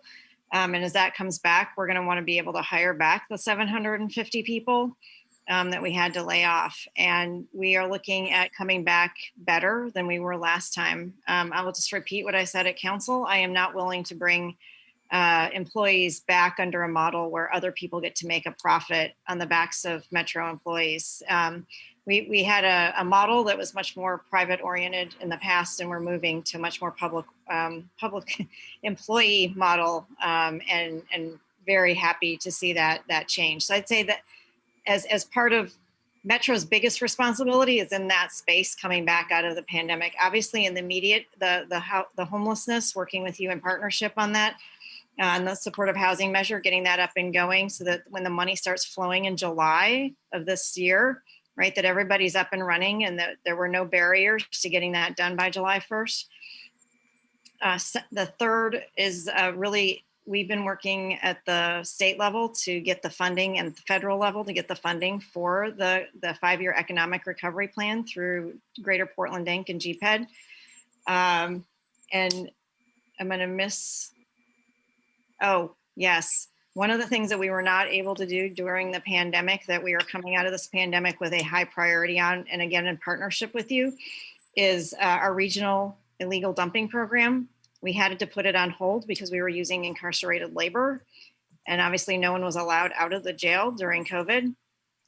But we also had the conversations with Reimagine Oregon starting up soon afterwards with the Black Lives Matter protest. And that leveraged a conversation to move away from incarcerated labor to a workforce development program. And we're going to go from 2 teams, as we had in the past, to 6 once the budget is adopted.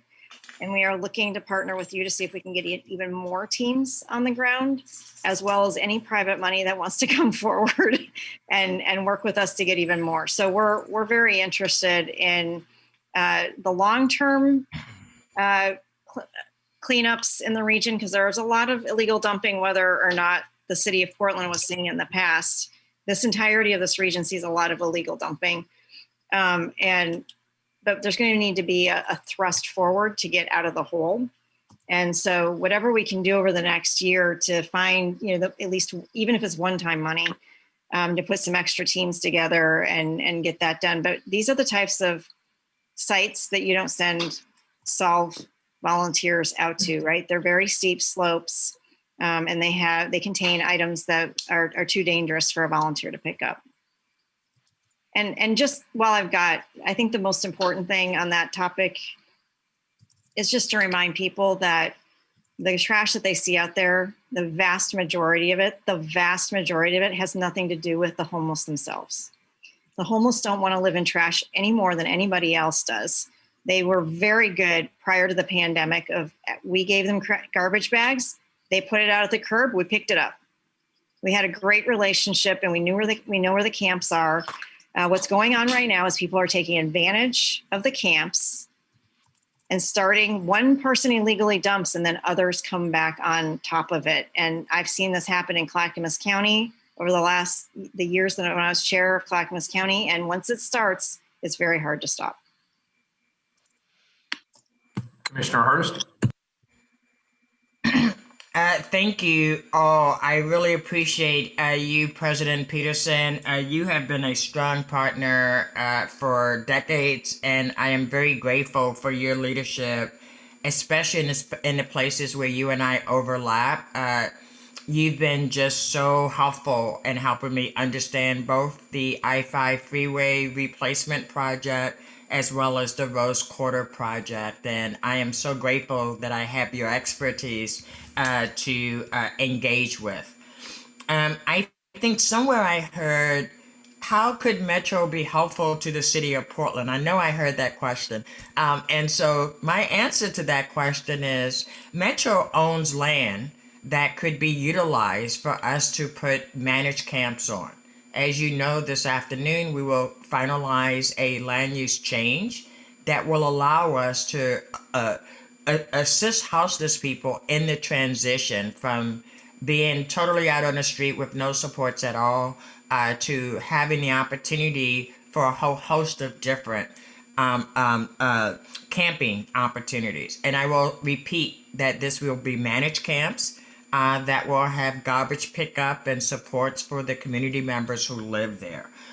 We have directed city bureaus to start identifying those lands. And Metro, I want you to be our partner.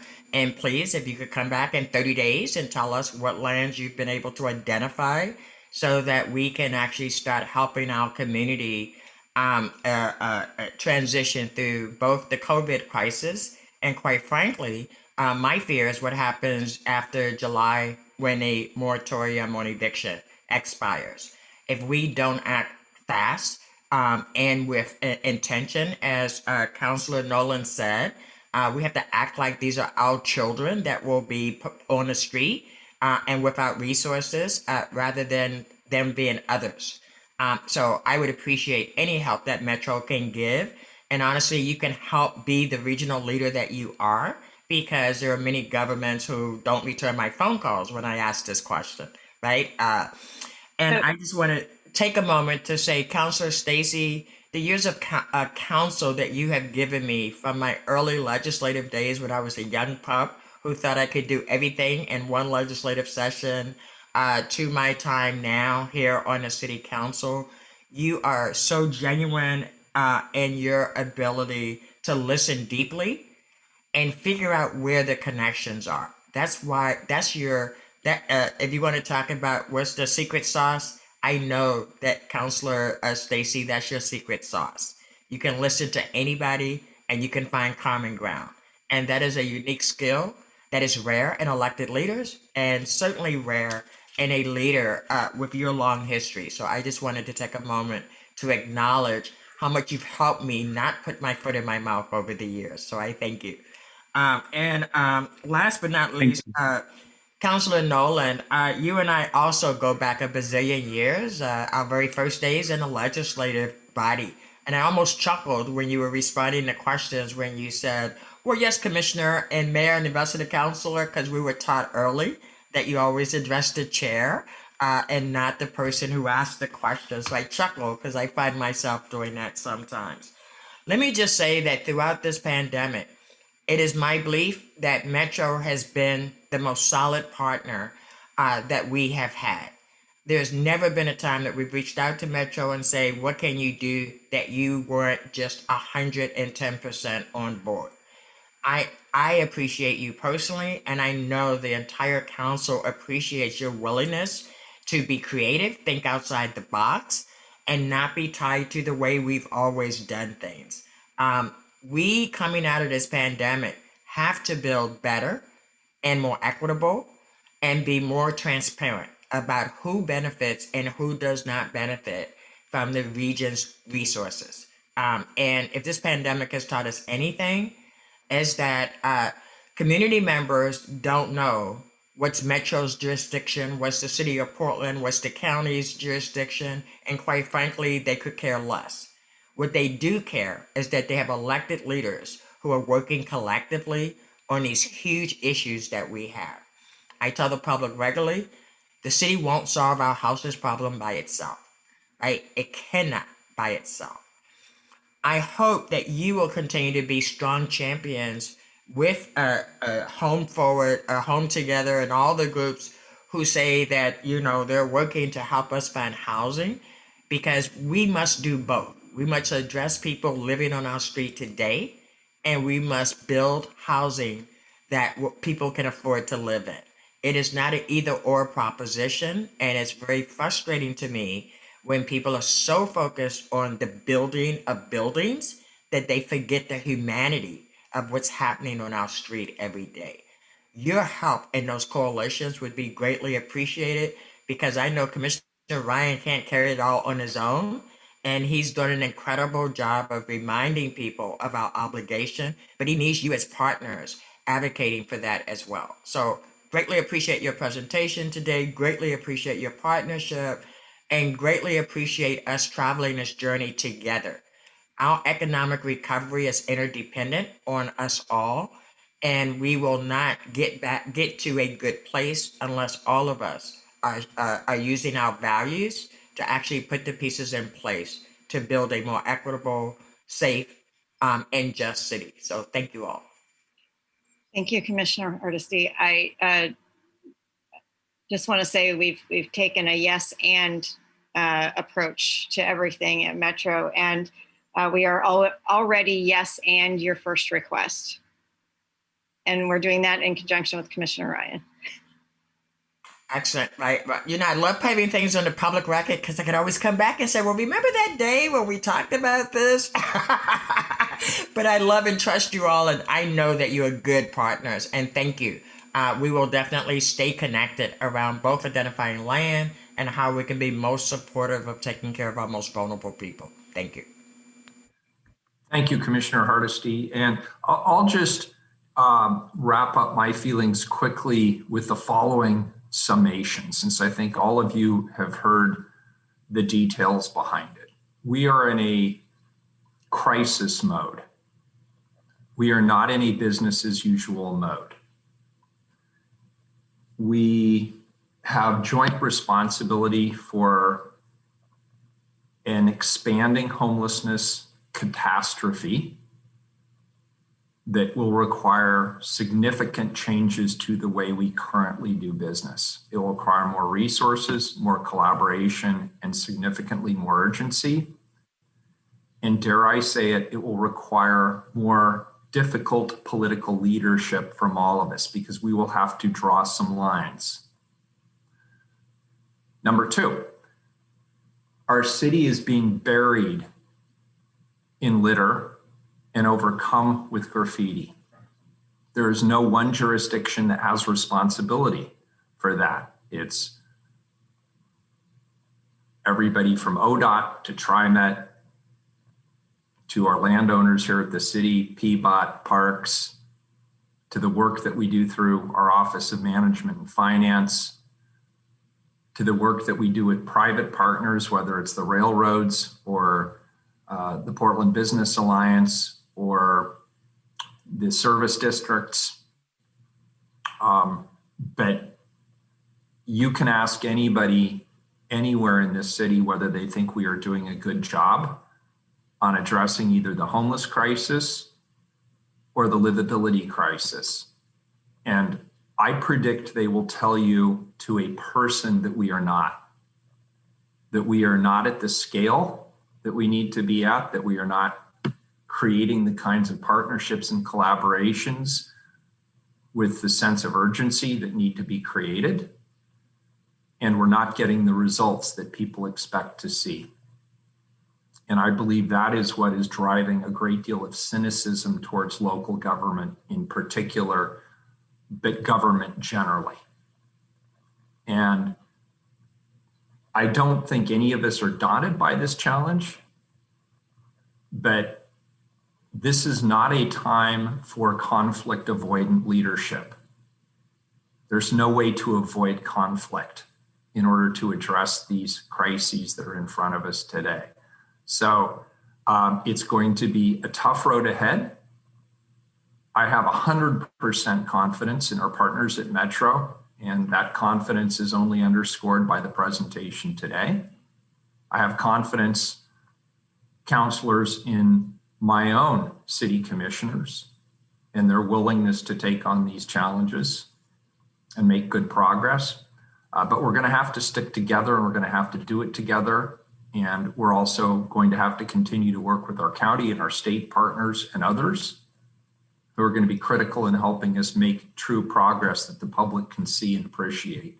Because ultimately, while we can say we're going to hold each other accountable, at the end of the day, that's a bit of a understatement, because ultimately we're both going to be held accountable by the public we serve. And they're setting a reasonable bar and a reasonable expectation in terms of the results they want us collectively to deliver. And so I really appreciate your willingness, President Peterson, and the members of your Metro Council wanting overtly to come here and be here today and share and offer opportunities for us to better partner and collaborate. I think it's essential, and I really appreciate the spirit in which you came forth today. Thank you. This was a great presentation. We don't vote on this. This is a take it or leave it presentation, and we're grateful for it. So thank you for spending time. I know you're all busy coming here and helping to better inform us and help build on that relationship that's so important. Thank you. Thank you. Next, we will go to the last item on the regular agenda, and that is Parks and Recreation 289. Declare the Gateway Green Park sliver parcel property surplus real property and authorize the Bureau of Parks and Recreation to dispose of the property by transferring it to TriMet for its Red Line Max Line project. Commissioner Rubio. Thank you, Mayor. This specific sliver of property has little value to Parks and Recreation, but it's essential for TriMet's completion of their Red Line Max Line capital improvement project. And consistent with an agreement between both parties, TriMet in exchange will help construct a new emergency access and maintenance road, as well as provide a new multi-use path access point that will connect the park with public transportation. So I will turn it over to Dennis James from Parks, who will share more about this ordinance, and also Dave Unsworth from TriMet, who is also here and available to answer some questions. So Dennis. Oh, thank you, Commissioner. I just wanted to emphasize a couple of issues or matters regarding this ordinance that I think are pertinent. First, essentially, this transfer had been addressed and, at least dealt with in sort of, a certain way in a previous ordinance before council that authorized an intergovernmental agreement between TriMet and the city. That was 190052. And the IGA anticipated that this transfer would take place. And essentially it, blessed the deal that essentially was done between TriMet and Parks. As the commissioner indicated, we'll transfer this very small sliver of property that's contained within Gateway Green Park to TriMet. TriMet will use it to finish their Red Line Max Line project, and in return, TriMet's going to construct a multi-use path that will provide really the only access into the park for emergency vehicles, for any other vehicle that might want to get into the park or might need to get into the park, including our maintenance vehicles. We have only two means of access to the park as of this point. One is a small bridge that really doesn't allow for the movement of heavier vehicles. And the other means of access is a railway bridge that is owned by UPRR. We have a license for access via that bridge, but our access is very limited. And it's a very expensive license also because of the fee that we're charged and the insurance that's associated with it. So this multi-use path will, provide really crucial access for parks. And if we did not, have the benefit of having TriMet construct this path for us, parks would have had to have done it on its own. And in fact, we had anticipated various options in this regard, and it was a very, very expensive proposition. And we really didn't have, by any means, any better options or alternatives to the path that TriMet will be constructing for us. So in all, it's a win-win, and I think parks in the city will benefit greatly by virtue of going ahead, transferring the small sliver of property to TriMet, and TriMet will certainly be able to put it to good use. And I'll go ahead and allow Dave Unsworth, who's been working with us on this project, to go ahead and add whatever information he'd like to at this point.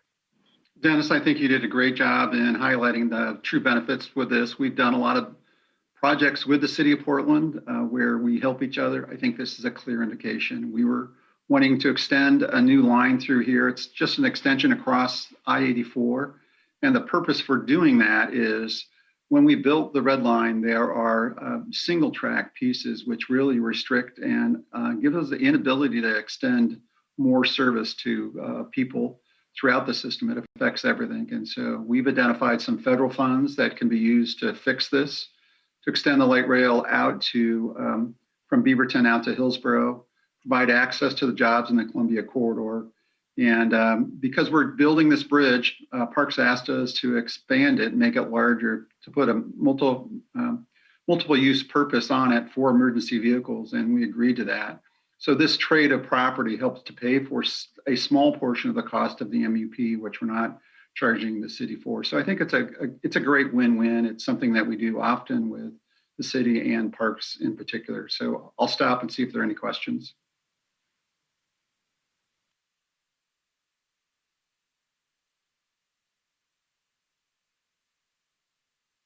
Colleagues, any questions at this point? Very good. And does that conclude your presentation? Keelan, how many people do you have signed up for public testimony on this item? No one is signed up for this item. All right, good. Well, then if there's no further business, this is an emergency ordinance, and you can call the roll, please. Ryan? Thank you, Mr. James. Thank you, Commissioner Rubio. I'm all in for this sliver parcel. I vote aye. Hardesty? Aye. Happs? Aye. Rubio? Thank you, Dennis, for your presentation, and thanks to David for also joining us today. We appreciate the partnership with TriMet and are happy to support the Red Line Max capital improvement project. I vote aye. Wheeler? Good job, Commissioner Rubio. Thank you, and to your team, and to the folks who presented today. Thank you both for that. Good presentation. I vote aye. The ordinance is approved. Colleagues, will go back to the item that was pulled off the consent agenda, item 284, please. Authorize grant agreements with 5 organizations for the Constructing Civic Dialogues grant program at the Office of Community and Civic Life, not to exceed $248,319. Very good. And who pulled this? Commissioner Ryan's office. Commissioner Ryan, go ahead. Yes, thank you, Mayor. And I wanted this pulled because I was just so curious about these investments. And I thought it would be good for the public record to take a breath together to acknowledge what this process is like and the value added it brings to our neighborhoods and our communities. So I just wanted to get it off the consent agenda to ensure that happened. And so, Mayor, we do have staff from Civic Life here, happy to present or answer any questions that Commissioner Ryan may have. Commissioner Ryan, what's your preference? I think it'd be, I would love to hear a presentation before I ask questions. Very good. Sure. Thank you. So I am happy to turn it over to Director Sukri to lead the conversation, but I will say that it will be a brief presentation because, of course, we prepared it to be on the consent agenda, but are open to any questions you may have. Suko, who's going to present? Good morning, commissioners, and thank you, Commissioner Ryan, for the opportunity to share more about constructing civic dialogues. Carly Smith from Civic Life will be making a brief presentation for you.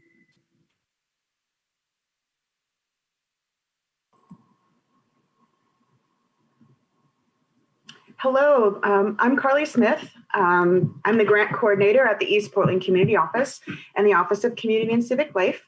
I support the Constructing Civic Dialogues grant program, and I want to thank Commissioners Hardesty, Ryan, Commissioner Rubio, Commissioner Mapps, and Mayor Wheeler for allowing me to share about this program today.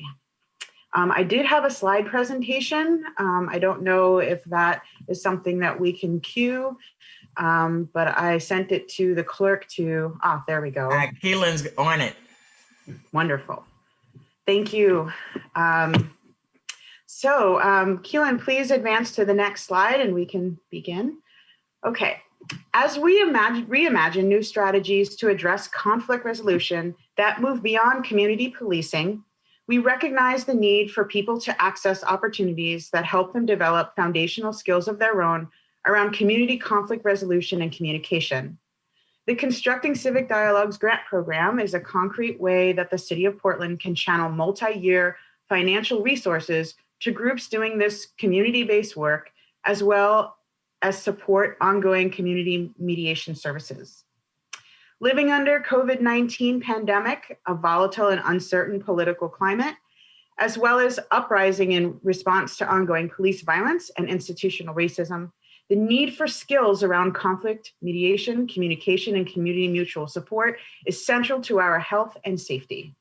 The aim of this grant program is to support these ongoing community-led efforts in our city. We have focused on programming that is led by the communities that it serves and that works to be accessible to elders and people with disabilities, Black people, Indigenous people, and people of color, people experiencing houselessness, immigrants and refugees, LGBTQIA+ and Two-Spirit people, people with intersecting identities, and others who experience barriers to participation. Next slide, please. For decades, the City of Portland has sponsored community mediation and facilitation services at no cost to community members. These services have enabled individuals to obtain third-party support in discussing challenging topics and have played a role in diverting matters that might needlessly involve police intervention. Civic Life allocated over $4 million for mediation and facilitation services from 2002 to 2019 to Resolutions Northwest for the Neighborhood Mediation Program. Constructing Civic Dialogues has evolved from that program as an upstream approach to addressing conflict in our community and responded to input from underrepresented communities that indicated that they were not proportionally accessing or benefiting from neighborhood mediation funding and have a need for similar services. Next slide. The goals of this program are to provide tools to the public to address conflict by providing no-cost training and skill building around conflict resolution and other communication skills, as well as supporting no-cost conflict mediation. Also, to increase access for participation by supporting multicultural, multilingual, community-specific engagement that also addresses access for people with disabilities and other intersecting identities. Also, develop a coalition among grant partners as a cohort that comes together to collaborate, works in solidarity with one another, and shares resources and goals. Next slide. Next slide. Okay, there we go. In fiscal year 1920, our 7 grant partners in the cohort provided training for 1,536 people through 40 virtual and in-person workshops and courses. The 7 cohort members were Aorta Collective, Disability Art and Culture Project, Oregon Humanities, Training for Transformation, Vanport Mosaic, Portland United Against Hate, and Resolutions Northwest. Some of the trainings include the following offerings: racial trauma and healing, leading reflective conversations, stories and movement, interrupting hate in public spaces, understanding and addressing Islamophobia, Trans-America, Trauma-Informed Care, and Facilitation for Liberation, facilitating with an anti-oppression framework. These are just a few of the classes that were offered. There were many more. I didn't have enough space to name them all. Next slide, please. So the new grant partners were selected in March of 2021. A diverse grant selection committee of city staff evaluated proposals in the context of the purpose and requirements of the grant program. 29 grants were submitted for over 1.6 million in requests. The committee came to a consensus on their recommendations to fund 5 new organizations to make up the new grant cohort. The full program budget is $248,319. 80% of the organizations selected are led by people of the communities that they serve, and 100% of the project leaders are from the communities they serve. 60% are led by people with a disability, and 60% are BIPOC led. Next slide, please. So I will go through the new grant partners. First, we have Street Roots. Street Roots is a nonprofit 501c3 organization in Portland that publishes a weekly alternative newspaper sold by people experiencing houselessness and poverty to earn an income. Their Civic Circles program seeks to create engagement between housed and unhoused neighbors led by Street Roots ambassadors, who are individuals that draw from their experience with houselessness. Ambassadors will guide housed neighbors in skills around trauma-informed communication and de-escalation, helping them understand daily struggles faced by unhoused people. Next slide, please. The Curiosity Paradox is a consultancy started by Access artists Grant Miller and Jonathan Paradox Lee. These facilitators follow the legacy of radical disabled-led expertise, which suggests that as disabled people, that they are the best designers of their liberation, and disabled living has worth and beauty. Their program, DisRep, will explore disability art and justice through a series of virtual workshops. This is an anti-ableist, anti-racist, queer, and trans-positive space centering the needs and voices of the disability community. Next slide, please. Black and Beyond the Binary Collective is a fiscally sponsored project of the Southeast Uplift Neighborhood Services Incorporated. It's dedicated to advocacy and healing for transgender and gender variant Oregonians who are Black and have lived experiences as member of the African diaspora. Their project, Community Safety Conversations, focus on the gaps in learning on community safety and the Black, transgender, and queer experiences. Next slide, please. Vo is a radical educator of 11 years in over 20 countries in inclusion, racial justice, intercultural communication, trauma-informed care, de-escalation, and restorative justice. They are queer, disabled, a child of refugees, an immigrant, and speak 4 languages.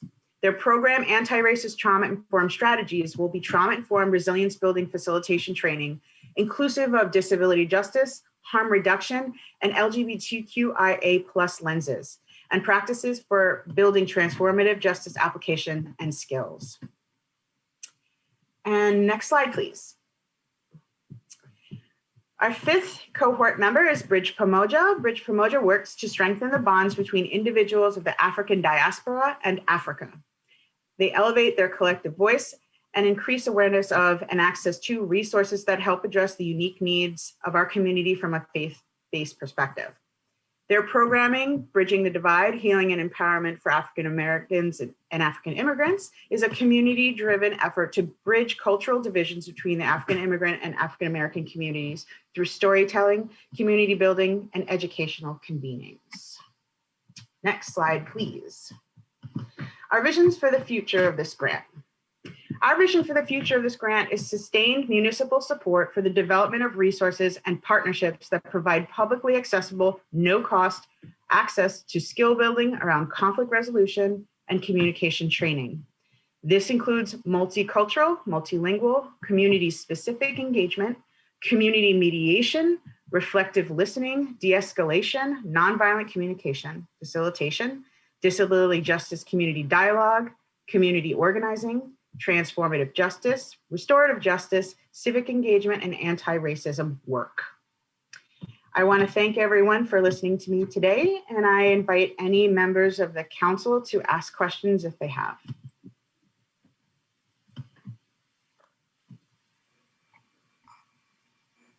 Commissioner Mapps. Thank you, Mr. Mayor, and thanks, Carly, for that presentation. Looks like you have a lot of exciting programs in the pipeline. I was just wondering can you describe to us the systems that you use to evaluate how well these programs work at the end of the funding period? So at the end of the funding period, we will be compiling all of the quarterly reports that are submitted by our grant cohort. And we have, after each event, cohort members will compile community feedback or participant feedback. And so we have all that data and we have all that information. So at the end of this, it hasn't ended yet. We actually still have programming that's ongoing.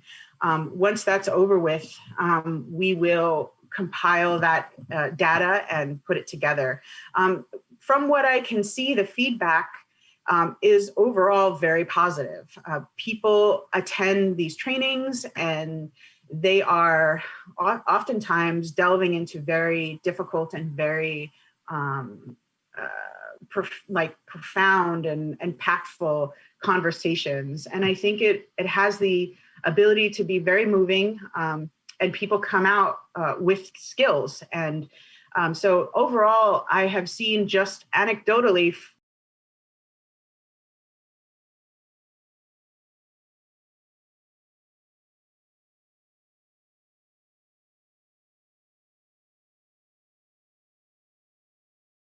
from the feedback that I receive is that it is these are positive experiences that people have.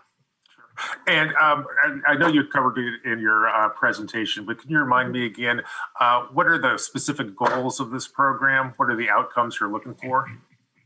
So what the goals of this program are to provide a place, provide a platform, provide new solutions. We have to have new tools for that. And I think that these are things that new solutions, we have to have new tools for that. And I think that these are things that everyone can benefit from, whether you are whether you're working in a professional or personal capacity, whether you're dealing with interpersonal, whether you're dealing with conflict in your professional life. I think that these are skills and these are this is information that we would like to make sure that is accessible to the public. And so that is the main goal to this.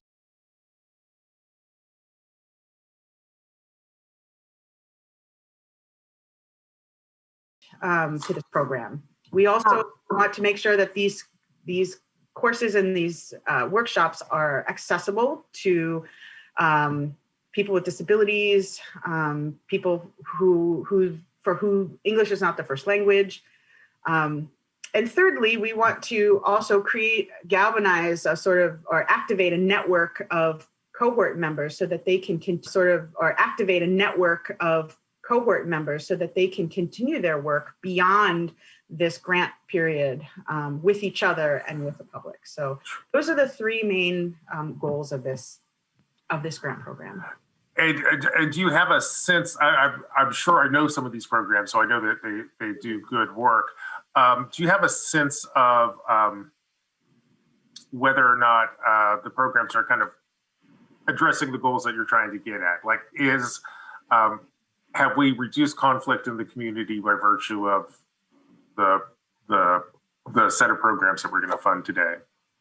I think that what I see as people provide feedback to the facilitators that have worked with them over the course of the classes and the workshops that they are attending is that they have come out with concrete skills that they can employ in their daily lives. And so I would say that it is a success if we provide somebody with the ability to learn how to deal with conflict and they use those skills every single day. And so I imagine at the end of this, I imagine that's something that once you use it, you maybe don't even know you're using it. Yeah. But I think that the idea is to make sure that people feel as though they've been changed and that they have gained something from this experience. I feel like that once this grant period has ended at the end of June, we will then be able to essentially survey the participants whose contact information we have for the most part, about how this has impacted them over the last, since they've engaged in their facilitation training, or excuse me, since they've engaged in their training. And so they can say right after that they've got something out of it, but we won't really know until maybe that experience is sort of, or those skills have been applied in real life. But I think this is a positive, these are positive reactions to what they learned. Okay, thank you very much. Thank you, Commissioner Ryan.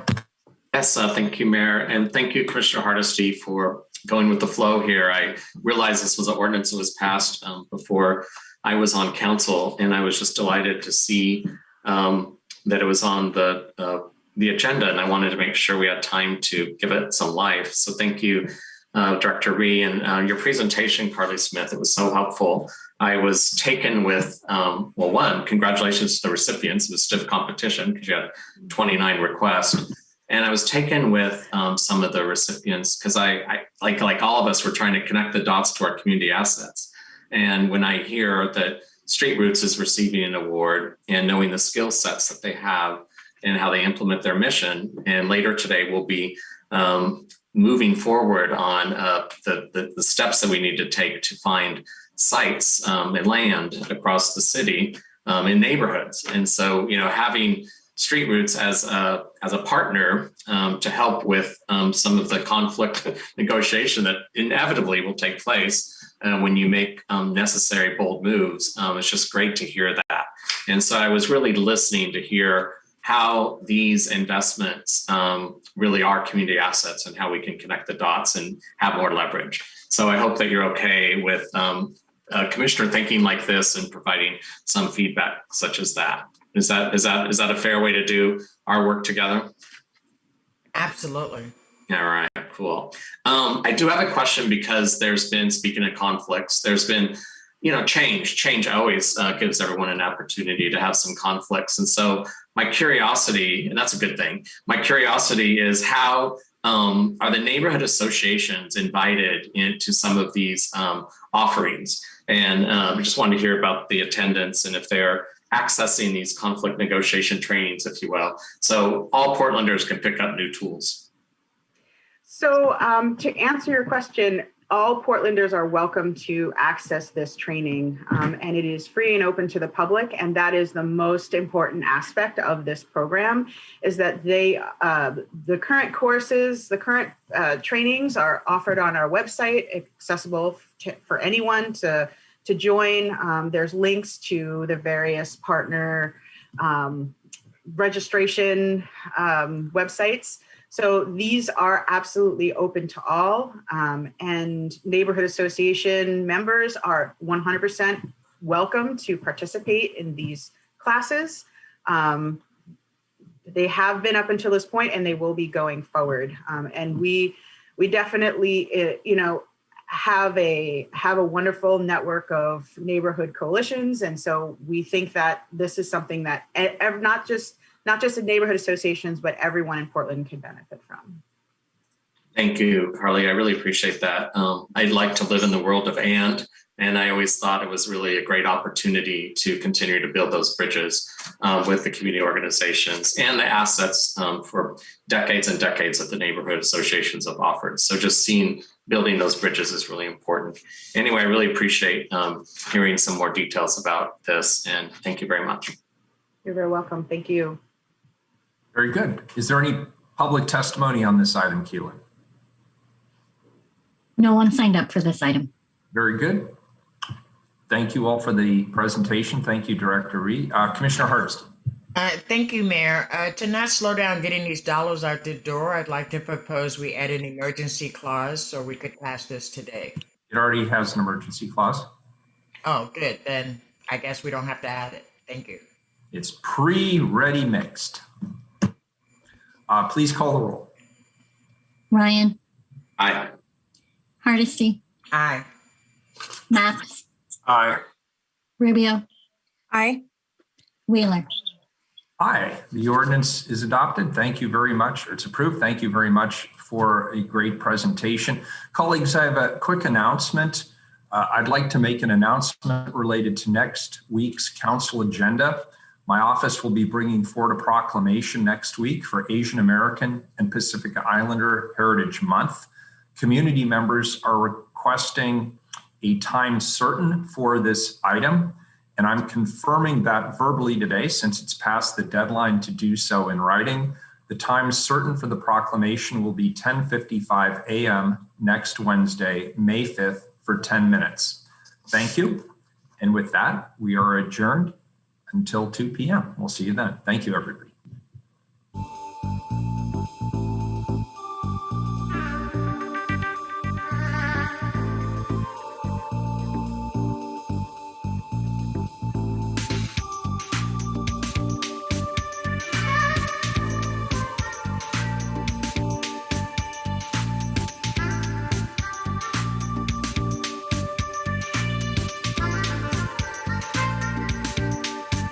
OPB.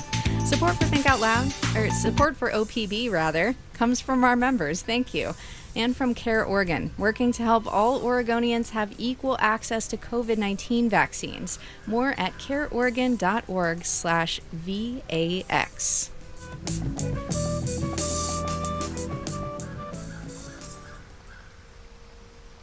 Funding for Here and Now comes from the listeners of WBUR Boston, where the program is produced, and your NPR station.